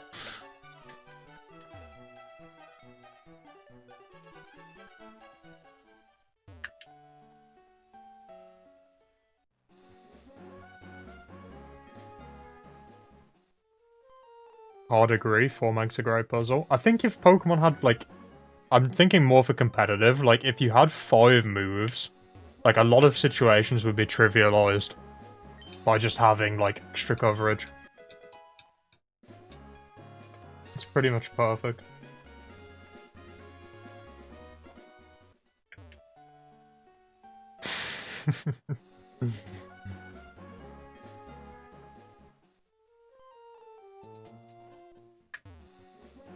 I spent a lot of time on my Emerald as well, grinding for Dittos for Timid. And the reason I was grinding Timid Dittos was for Starmie. And the more I look at Timid Starmie, the more I think Modest Starmie's better. And the more that makes me think I've potentially wasted my time with my Ditto farming for Timid. Which would be a bit sad.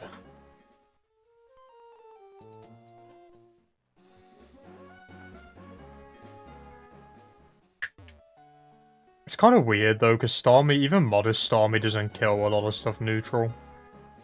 So like, maybe it doesn't really matter that much.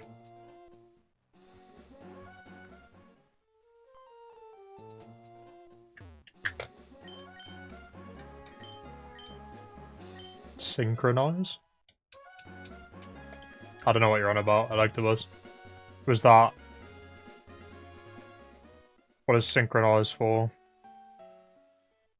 That is true, Blue. But I'll have a lot of timid Pokemon that I can carry across other egg groups anyway that will have better IVs by that point. And, like, the other problem is my Timid Ditto, it's not 31 speed, it's 30 speed, which doesn't matter for Starmie, which is why I took that Ditto. Because Starmie's max speed, Timid, is 361. And so if I've got 30, I'm capped at 360, and 360 outspeeds the exact same stuff that 361 would. So it's pretty much like a Ditto that's, like, very specialized for Starmie. As it turns out. Because, like, any other Pokemon, if I'm breeding, like, a timid Pokemon, I'm gonna want max speed. Even if it's just to beat, like, mirror match speed ties.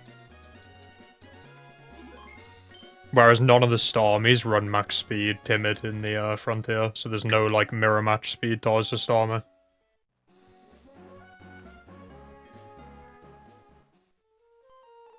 Yeah, it was kind of funny, because I saw the 30 speed, and initially I was like, oh, that's, like, so rubbish. Like, I spent all this time grinding, and it's, like, 1 point off. And then I looked at the stats, and, like, it slots in so perfectly in the speed tiers of, like, still outruns the exact same Pokemon. Like, there's 2 Crobats and a Jolteon that are all 359. But then the next jump point is 394. So, like, it's outspeeding every, like, Timid Starmie outspeeds every single Pokemon other than Jolteon 4. Which is, like, the max speed Jolteon.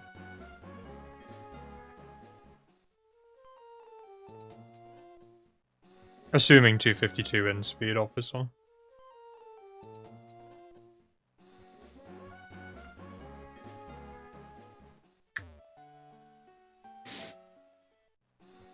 I also got a careful one that's got like a 30 in one of the stats as well. It's like almost 3 IV.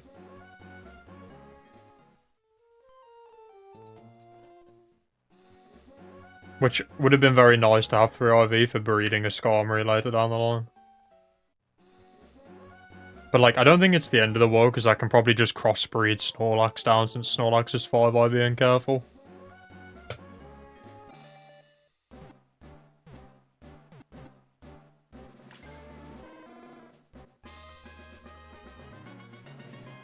But again, it's the same reason I don't think Timid will really matter too much for this, because once I've got this Charizard, I'll have a... I guess technically it won't be 5 IV though, because it's hidden power. It's like tailored IVs for a hidden power that I want. So maybe the Ditto would see some use still. I don't know, it's hard to say.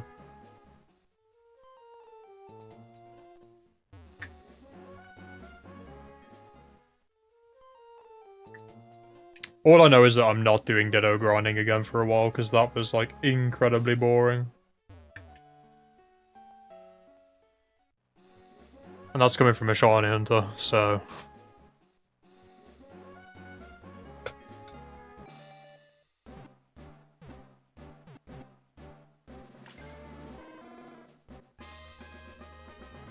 Are you any closer to your solution, Blue? Between Timid and Modest? Or are you still weighing it up?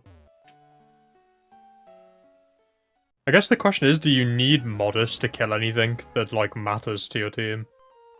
Because, like, a timid Gengar is gonna Oko, like, Salamence and stuff still. Do you use an upscaler from the digital port? Yeah, I use a Bitfunks adapter. And then I've also got GBI. So it's upscaled and it's coming through, like, GBI boot. So the quality's a lot cleaner. And then I've also got, like, a bit of sharpening in OBS as well, just to make it a bit crispier.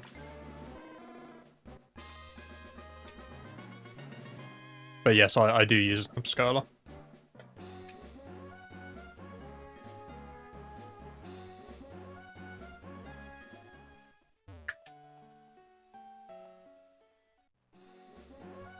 M2 upscaler.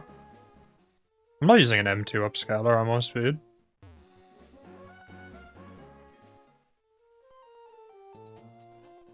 Or is that just, like, another one that's good?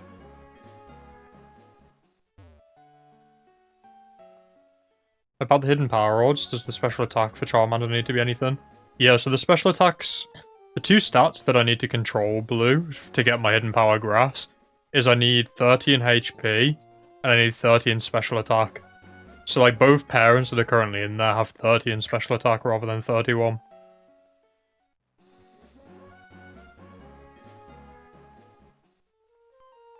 Oh, that's the M Classic speed, but I don't use that for GBA.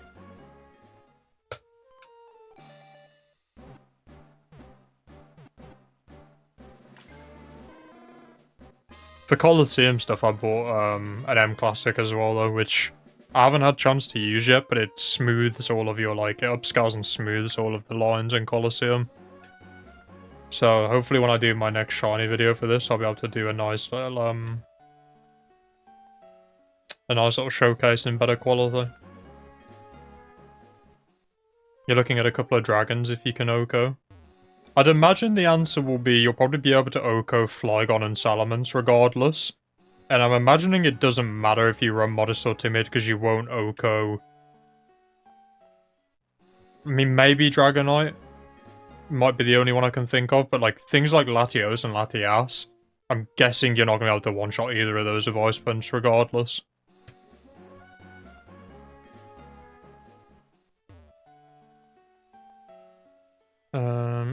You run Starmie Modest 4 IV. Yeah, I had a look at both Starmies. Like, I had a look at Modest and Timid before I started. And, like, I don't know exactly what key Pokemon don't die to Timid. All I know is that Timid feels weak. But I don't know if Modest is enough to, like, change the feel of the Pokemon.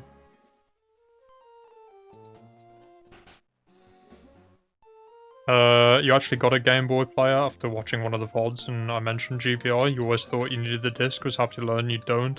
Yeah, you just need the, you need some files. And you need the little adapter thing, SDSP2 or whatever it's called. That goes in the bottom of the GameCube.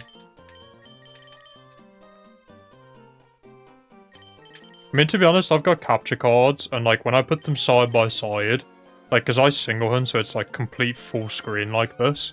Like I can tell the difference between the capture card and the GBI, but like it's not. When you use GBI for a while and you don't use capture cards, like you stop noticing that quality drop. Like it's only when I compare them side by side that I really like notice the difference. I think the quality that you can get out of the Game Boy player is really good, and for how convenient it is to just like sit back with the Wavebird rather than like having to hunch over at your desk. And just the trading, to be honest, is one of the bigger things that I never really thought about. It's so nice, because I just leave my trading cable just plugged into my GameCube, and then whenever I need to trade anything, all I have to do is just plug in a GBA, and I'm good to go. Like, trading was always a bit annoying with the DS capture cards, because you have to, like, take the games out, put it into an SP instead. And then because you picked it up, it's not where you want it to be comfortable anymore. Like, it's just annoying.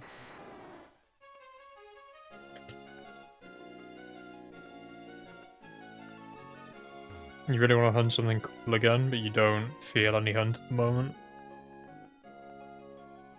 I mean, this is the problem I was talking about before, where it's like, when you start doing, like, really hard shiny hunts, like, regular shiny hunts just stop hitting the same. And it makes it, like, really hard to find something that you're actually motivated to do, because you feel like you have to keep doing something harder to make it feel worth it intrinsically.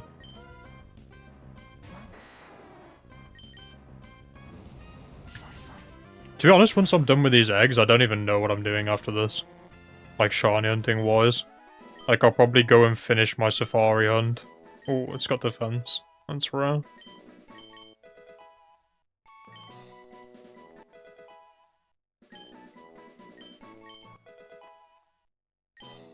You're hoping Hitmontop would drag until GTA 6? Yeah, you're kind of in a rough spot now, because, like, it's not that long to GTA 6, but where, like, you can do a really, really long hunt that's going to take forever. But, like, it's still a long time away. I don't know. You're kind of in an awkward spot.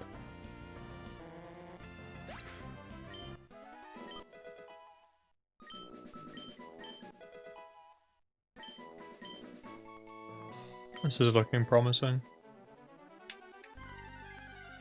You gave up for shinies? Was it you that was using the bot, though, Electabuzz? I mean, I think the bot is just, like, you'll care, like, nothing about shinies because you don't have to put any effort in to get them, you know what I mean? The whole thing with shiny hunting for me is, like, it feels rewarding because it takes so long to get the stuff. Alright, we've still got a chance, yeah. We need to see +3 HP here and +2 Spadef. Which is very unlikely, but...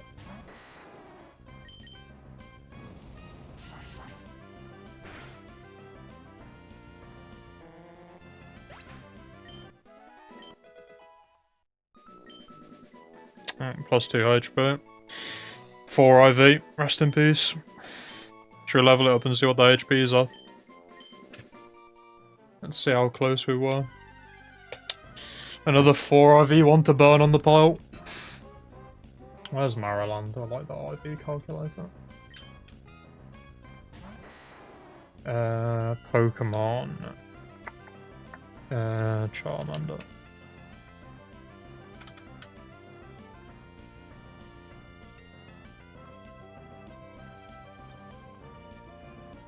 Yeah, bot shiny endings are really not for me. In my mind, it's like, if you're gonna, like, get a shiny and know you're gonna get a shiny, it's like, you may as well RNG it, because then at least you're gonna get, like, crazy good stats. Whereas, like, just running like a bot, it's like, you're gonna get shinies, but, like, they're gonna be bad IVs, and you're not gonna, like, feel attached to them, because you didn't have to grind to get them. So, like, bot shiny hunting always felt a bit weird to me. What am I looking for? I'm looking for Timid. Level 13 was 36. Oh, we'll just do level 14, I can't bother.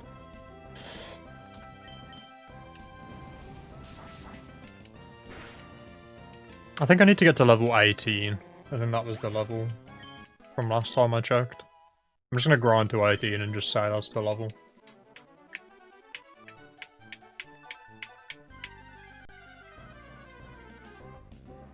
Ha ha ha ha, speed. Ha ha ha ha. Is it true that you can... And also, that's not true at all about the 24/7 thing, speed, because I don't wake up until half the day's already gone, so... Can't be hunting 24/7.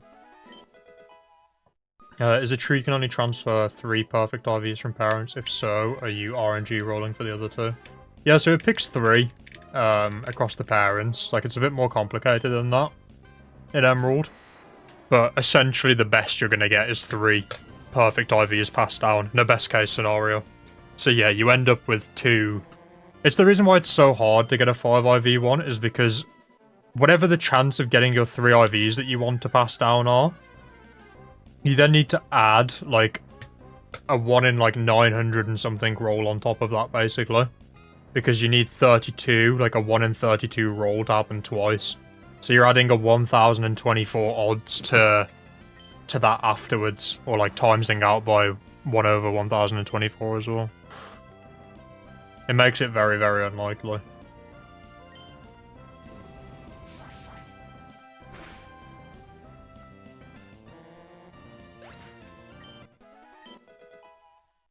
It's gonna start evolving now as well, which is annoying.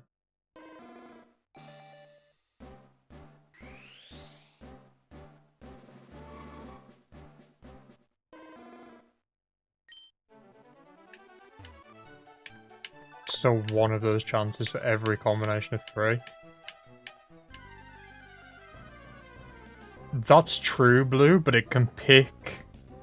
Not only can it pick the stat you don't want, so it can pick, for example, like, attack in this instance, but it can pick the same stat multiple times in Emerald and overwrite it. So you're not actually guaranteed to get 3 out of those 5 to pass down, even if it rolls those 5. Which makes the odds slightly worse.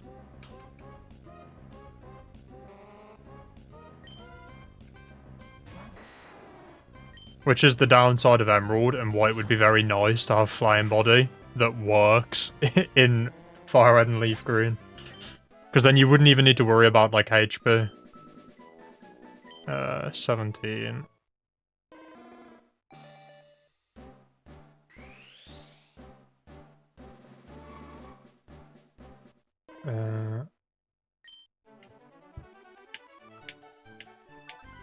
I think the end goal really, Sean, like, it's cool to get it on a Charizard. I think eventually I want 6 to, like, have a full party of them.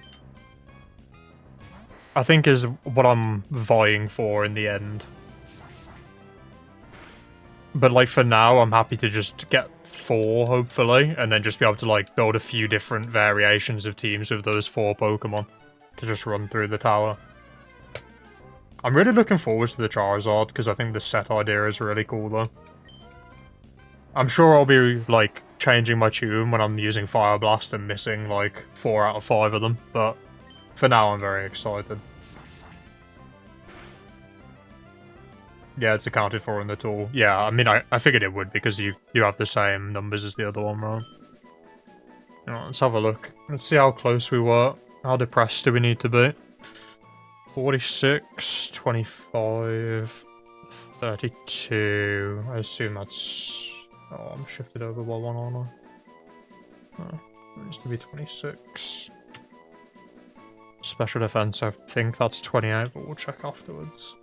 37. Level 18.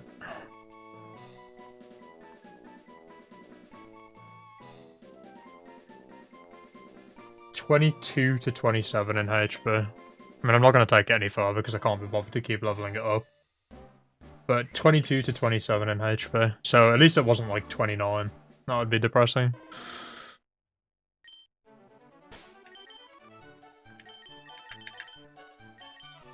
Close enough for me to not be depressed.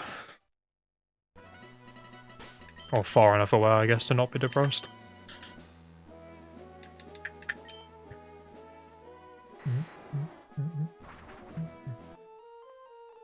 I mean, it's always going to be close because I'm only checking the ones that are the higher roll at level 5 anyway. So, like, if I don't have the HP, it's always going to be somewhere close.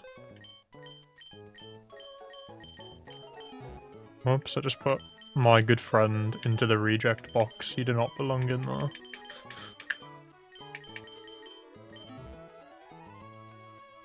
That's why you keep them in bot saves, yes. Fair enough, I like the buzz.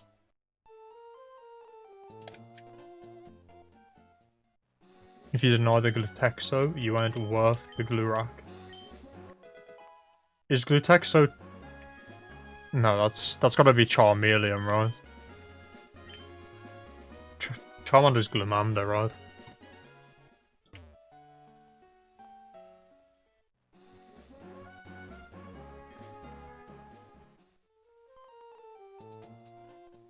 I really don't like Charmeleon. I'm a bit of a middle stage hater of evolutions, for starters. Like, I don't like Quilava. I don't like... I like Wartortle, actually. I don't like Charmeleon. I don't like Grottle or Primpler.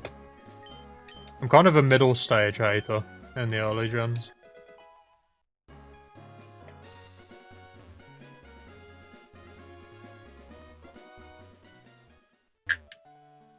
I'll tell you which bot I always found interesting in Electabuzz. I don't know if you've watched it, there's like one on YouTube that just hunts like 24/7. And it just records like all the IVs of like every Pokemon it finds in the wild. Yeah, 40k, that's the one. Like, I don't really watch it, but like every now and then it's interesting to go in there and just see how close the stats are to like the average that they should be.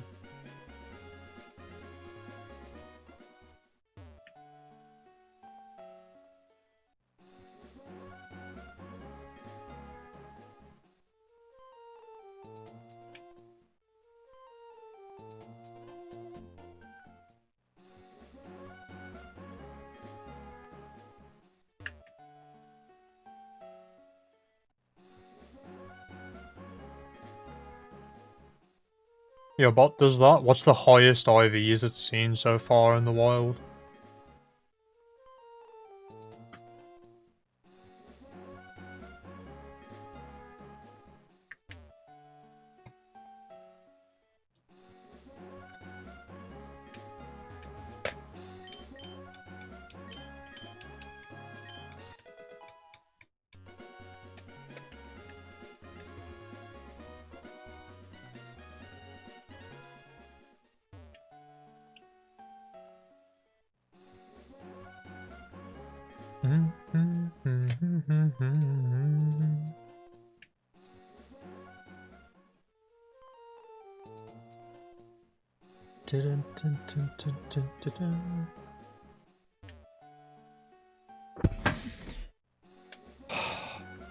I need to have a further look at some of the, even Modest Gengar with max special attack investment can't reliably OHKO 3 of the 4 Altarias.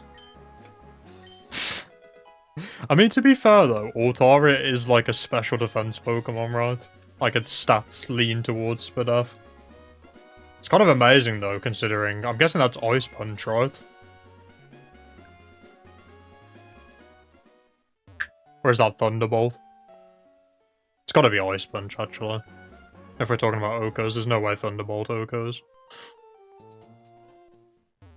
Ice Punch? Yeah. I'm telling you, I think Timid's the play, personally.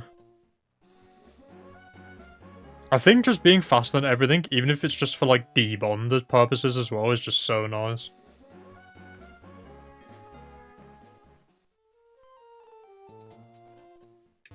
I don't think there's many Pokemon that, like, Gengar straight one-shots like that. Because, like, yes, it has 130 special attack, but it also has no stab.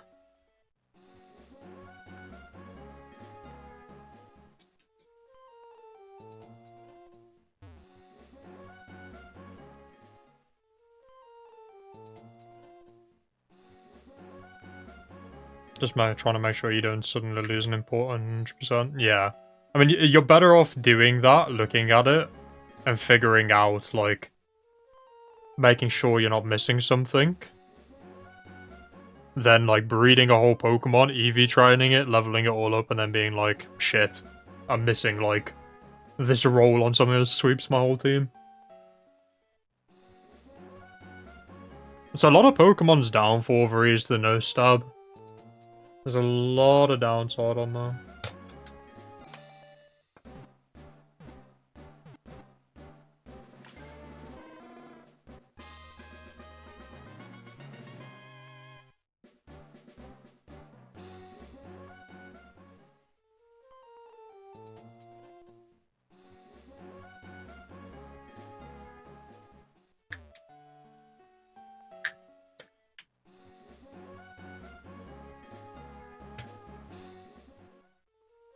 I had a similar thing, Blue, when I was speaking to Riley. Because, like, initially we were talking about his, like, this is, like, way back. And we were talking about his setting up the Cubone and his Marowak and talking about the natures. Where, like, Adamant is better than Jolly because he was building Jolly initially. But, like, Jolly misses the Okos at +1 against a ton of, like, bulky waters. Whereas, like, +1 Adamant kills a lot of the bulky waters. So, like, that was a very important benchmark to hit. And then I'd done the opposite on my Charizard, where I'd just gone like, oh yeah, I'll just do Modest. And then when I started looking at the speed tiers, I was like, damn. Like, I really actually want this to be Timid. Because, like, I get a lot of Okos anyway, like, even as Timid, so, like, having the speed tiers was more important. And, like, that's the type of thing where, like, you want to learn that before you've, like, sunk 500 hours into it, you know what I mean?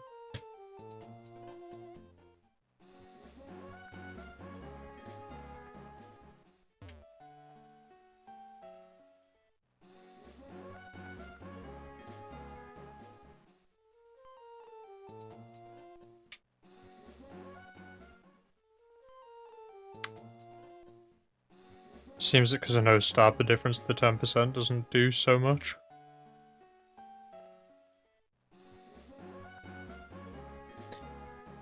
I always think this when I'm looking at, like, what nature do I want to run on Pokemon as well, is, like...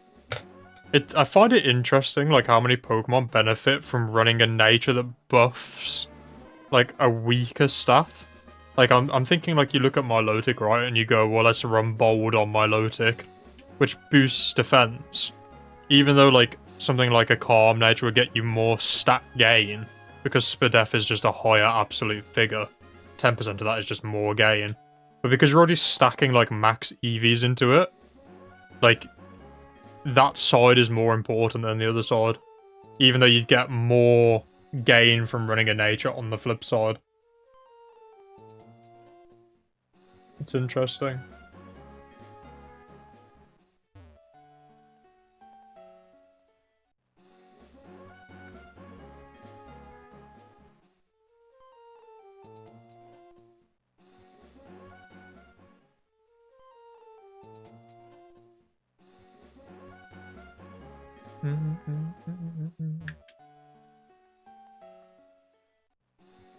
Have you got any other teams you're cooking up in the background, Breeze, once you're done with the Oko team?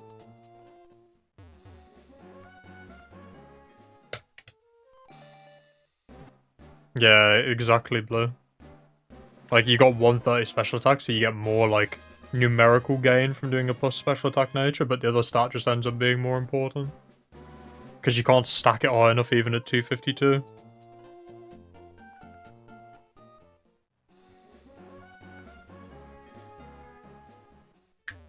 Nothing planned yet? Gotta start cooking, brother. What's like an absolutely stupid Pokemon that only you would use? Let's have a look. Let's get Cerebi open. Let's find a Beavery style Pokemon. What have we got?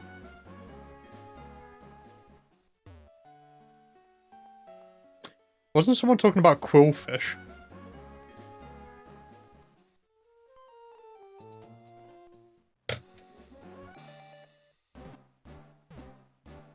Someone was definitely talking about Quillfish.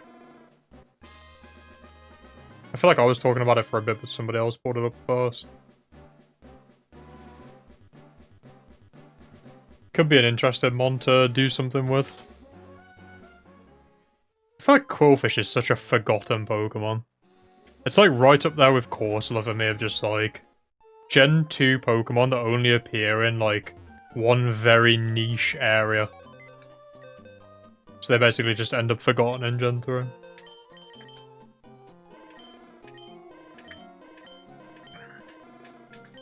Wow, that was a terrible batch of Charmanders.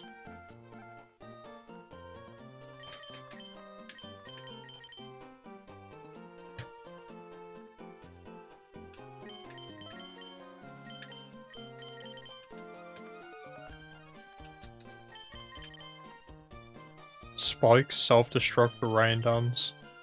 Yeah, I mean that's a pretty solid set, and then you just throw like Sludge Bomb on it or something. It's just like a attacking move.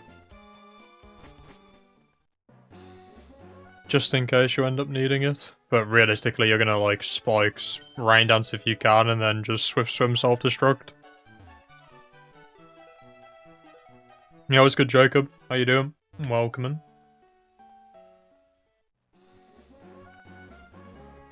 Trying to find other Beaveries-esque Pokemon. You know what Pokemon I always thought was cool, but is like terrible? But like has a workable attack? Murkrow. Murkrow is such a weird Pokemon. Like it gets Perish Sung, which is interesting now that I'm looking at it. Like Feather Dance, Perish Sung, Drill Peck. Gets T-Wave as well, it's pretty interesting. Could be like a debuffer of some kind. Thing is, it's not bulky enough, like it's just gonna get squished before it gets to do anything. Like 42 base defense, 42 base Spadef, like what is that? What were they doing with this Pokemon?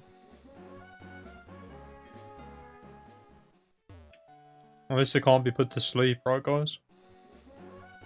Oh, I just saw a diabolical Pokemon. Crawdaunt Beaveries, we need to throw that on the Oko team. Guillotine Crawdaunt. Find a way to use it. I love Crawdaunt, but it is so bad. Shiny hunting for a Charmander from Oak in Fire Red. Brand new save file, all authentic hardware, right here with you. Nice. Best of luck. It's a goated shiny. Can't really go wrong with a Charizard. Day 4. Yeah, so not too far in yet then. The despair hasn't yet set in from the encounters. That's good news. It has 90 special attack freeze. You know what? That's actually not as bad as I thought it was for his. Does it get a dark move? Probably not, right? Gets knockoff. Oh, it gets crunch? Okay. So it gets stab crunch. It gets taunt, that's interesting.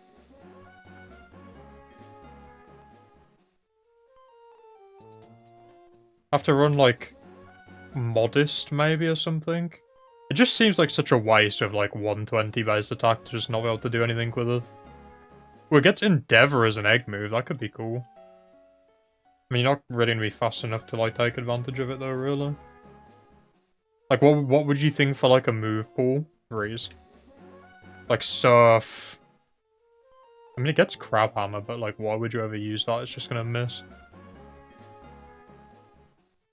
Knockoff could really be interesting, like Surf. Surf, Crunch, Knockoff, Taunt or something.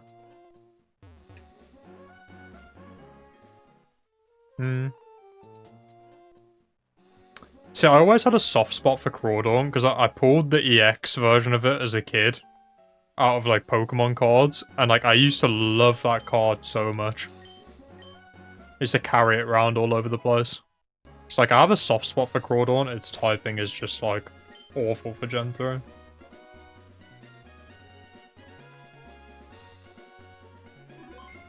Like, Shell Armor as an ability is very good as well. Like, not being able to get crit is so nice.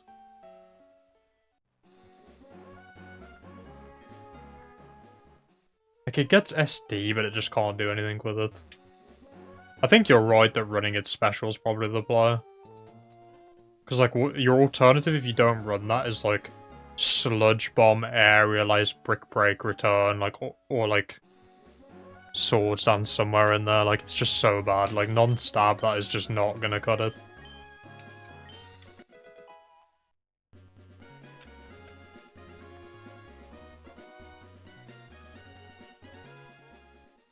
It's interesting it gets knockoff, because knockoff's such a niche move. I don't know why, Vreeze. I never clocked that it has 90 special attack. Like, that's really not terrible. Like, it's not good, but, like, it's not terrible. Like, if you were to run, like, Modest or something, you hit 306 max investment. That's not bad. Like, if you swap that attack stat with that special attack, like, it's actually good.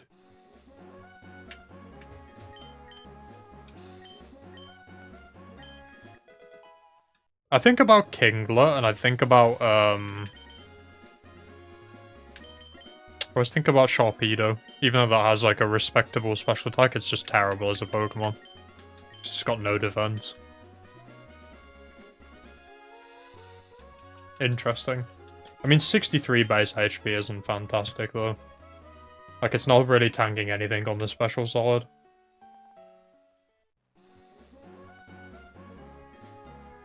The last E4 member in Gen 2 has a Murkrow. It's interesting to have Murkrow in the Elite Four, because Murkrow really doesn't have very good, like, base stats.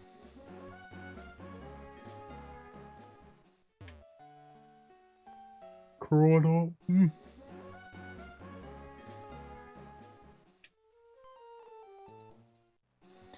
Yeah, Electabuzz is actually, like, okay, Sean. It's just, again, it doesn't quite have the power to, like, get you where you want to be.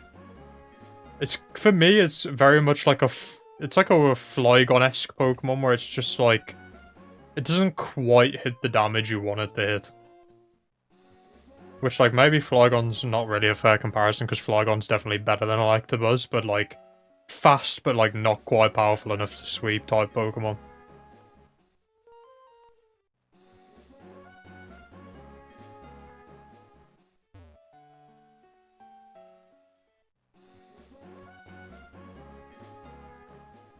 I'm just looking at, like, random Pokemon now in Cerebi and trying to find, like, a random set that makes no sense.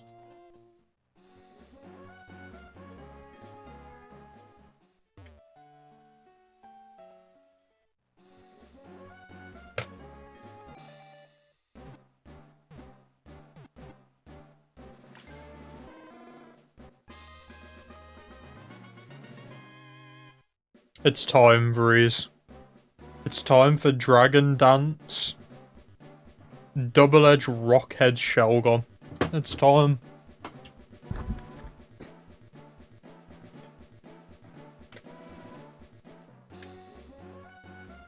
The never-before-seen Shelgon sweep.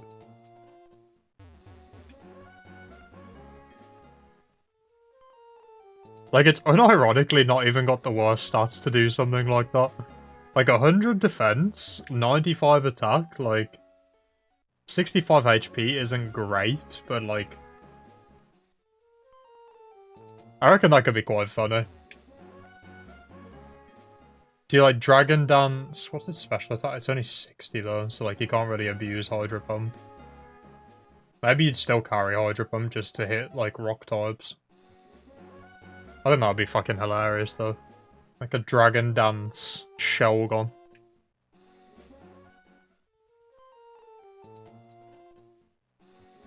Yeah, Dragon Dance Shelgon in Battle Revolution's version of the Battle Factory.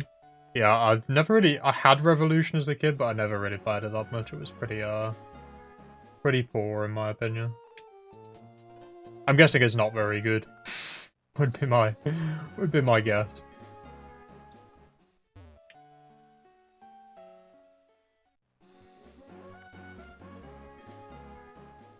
When are you doing Light Ball Pikachu, Vreeze? Like, Surf T-Ball Pikachu with a Light Ball? When's that coming to your team?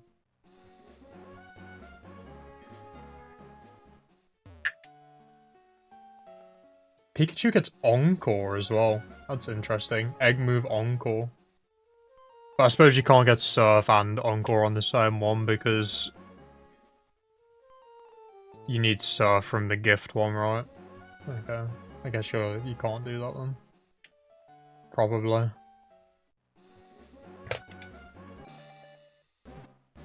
Counter.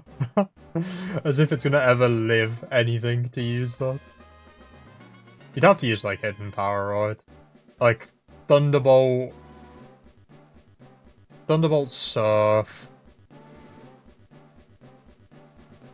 Thunderbolt Surf, hidden power, like, maybe Fire. And then, I don't even know what you'd use for the last move. Maybe, like, T-Wave in case you're just dead and you can't do anything. It gets Wish, actually. That could be quite cool. Like, if you know you're gonna die, just, like, Wish to heal something else in the back.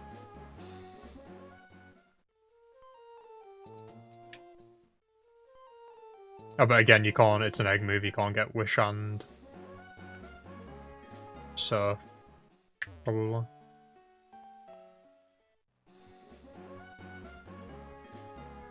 It's annoying how hard it was to get a Surfing Pikachu before Gen 8.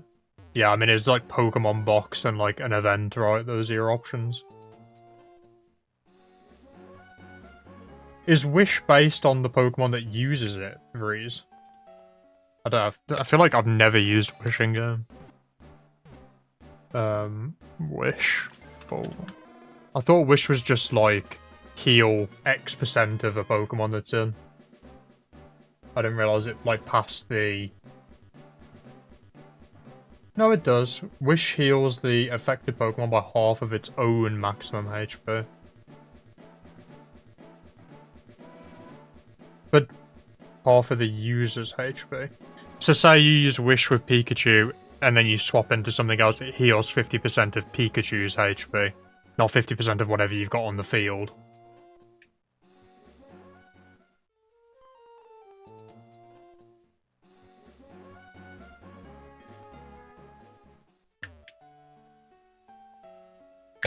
That's kind of ass then. Never mind. Blissey Wish is crazy. Interesting. Oh yeah, because I'm guessing Blissey Wish is probably just like full heal then, right?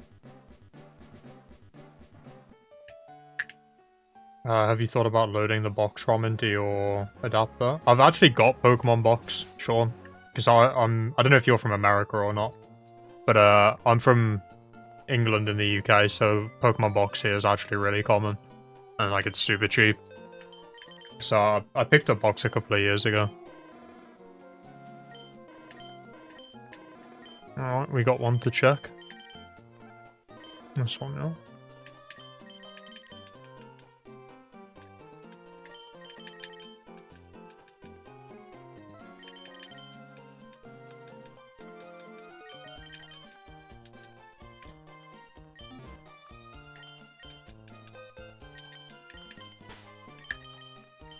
Homebrew in the Wii is super easy, Julian. Like, before I got my Game Boy player, I had a Wii and I homebrewed to, like, run... I homebrewed it so I could run my legitimate Coliseum disc. I bought a US Coliseum, because Coliseum runs in 480p in the NTSC version, but it runs 480i in the PAL version, which is, like, horrible visually. So I homebrewed my Wii so I could, like, region unlock it to run the US version of Coliseum for 480p. And it was, like, super easy to homebrew.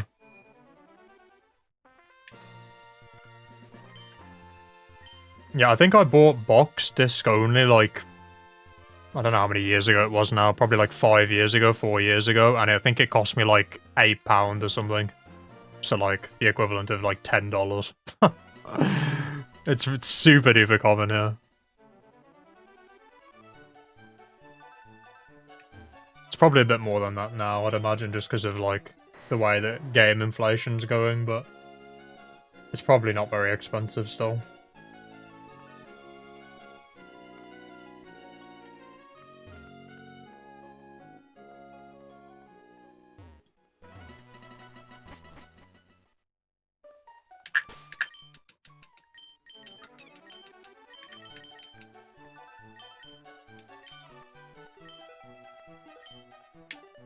You have a GameCube collection, you're still looking to add some titles to. Missed the chance for Chibi Robo and still crying about it. I don't know what that is, let me Google it. Is it just like a super rare GameCube game or something? GameCube. Chibi Robo on eBay. Oh yeah, it's quite expensive. Like £200. I think the only GameCube game I still want to pick up is just XD. And then I'm all good on the GameCube front after that.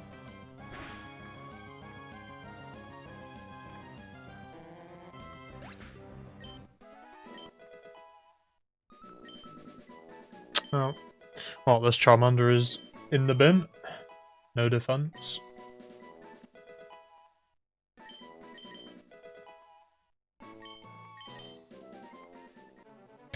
It's interesting that, like, some of the games that are super rare and expensive, like, they're probably terrible, but they're just expensive because they're rare.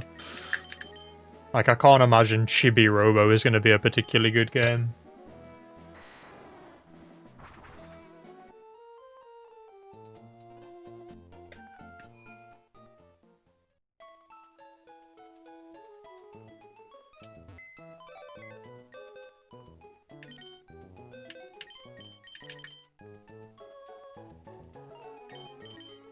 See, I was gonna just double doubt myself there, Julian, so I'm glad you said that, because the only thing I was gonna say about that is there's so many titles back then, because they actually used to care about games back then.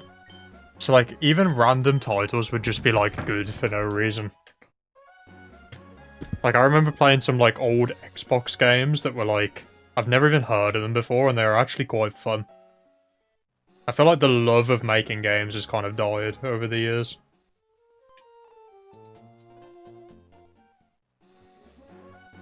You run box from your homebrew Wii.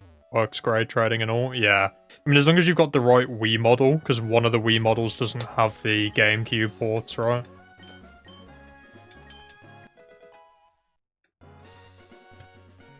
There's a little robot pet for a family. Turns out the father used to be a famous inventor and actually invented you, but he also invented other machines that end up wanting to kill you. You see, this type of, like, whimsical game would just never make it to, like, being made anymore. It's too expensive to, like, create games now as well. Like, they would never, like, spend the time to make something like that.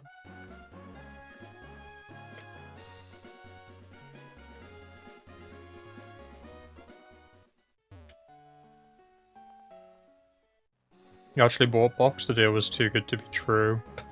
And it was, you had to return, the disc was so scratched it didn't read. Yeah, that's horrible. Yep. They'll do that, man. Scammers all over the place.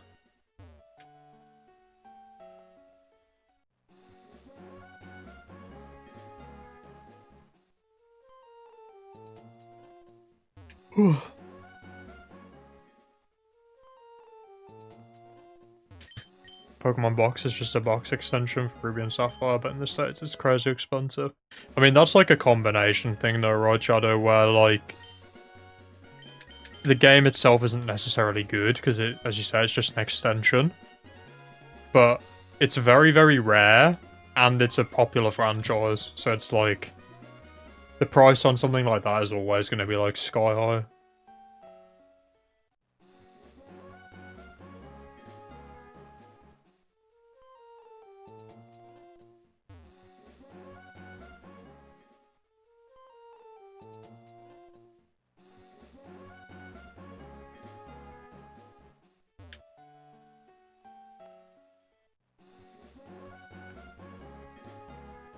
I think I'm gonna make these my last 5 eggs, because I need to go and get some food.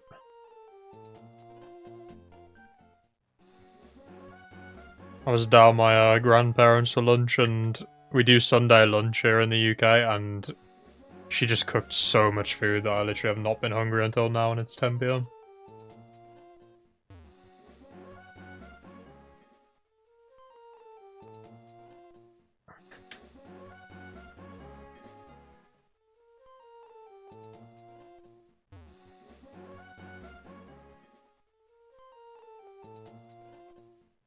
Resurfacing GameCube games is a 50-50 shot too.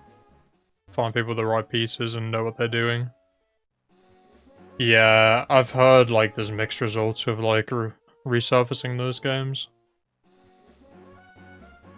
Like sometimes it works, sometimes it doesn't. I think it just depends a lot on like how deep some of the scratches are as well.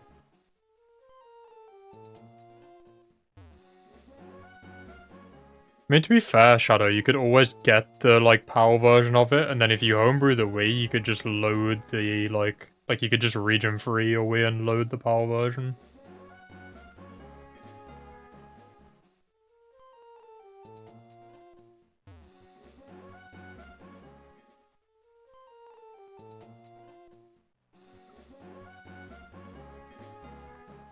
Yeah, deal. I was at a flea market, like, a couple of weeks back, and there was a black Wii with, like, the GameCube ports, and I was very tempted to pick it up, but they wanted a bit too much for it, and, like, I already had a Wii, so it was just, like, I couldn't really justify it.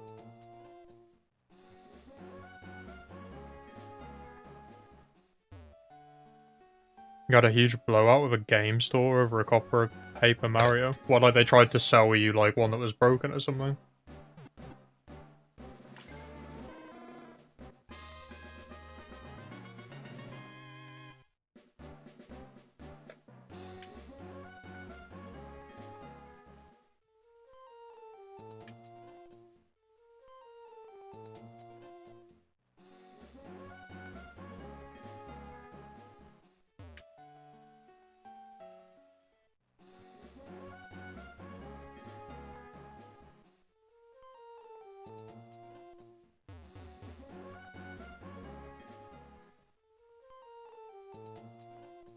I don't know how expensive Paper Mario is. Is that a rare game? I assume so, probably, right? Sold me one that wouldn't even load, tried to resurface it and warp the disc, then would only give you a refund in store credit and you weren't having it. Yeah, that's just bad business practice, really, isn't it, to be fair? It's a shame as well, because, like, these stores tend to, like, sell stuff at, like, market or above market. And, like, people will buy it to, like, support their local stores, like, their retro stores, and then they do stuff like that, and it's just, like...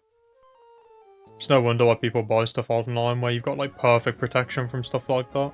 Like, say you buy something with eBay and it doesn't work, like, you're guaranteed to get your money back, like...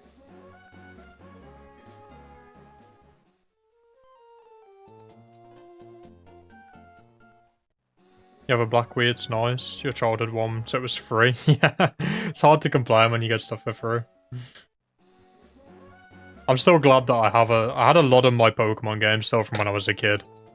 So, like, I bought, like, multiple additional copies just to have, like, 2 of each game, for the most part. Bar and Ruby Sapphire, but, like, I had a lot of the games already, which was nice. But to be fair, like, stuff wasn't as expensive back when I got into it, so it wasn't as much of an issue.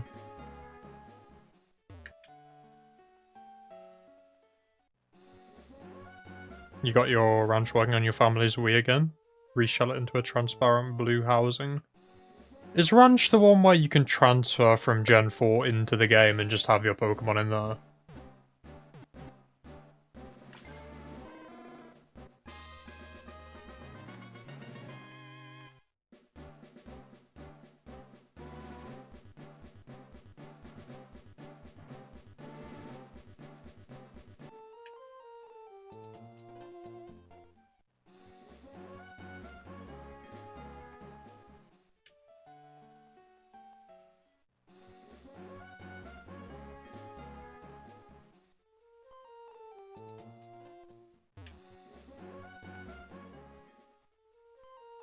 You have your ranch from your childhood Wii, starting to get another 600 Pokemon in there for the Mew. So how many Pokemon is it for Mew? Like 1,000? Or 750 or something?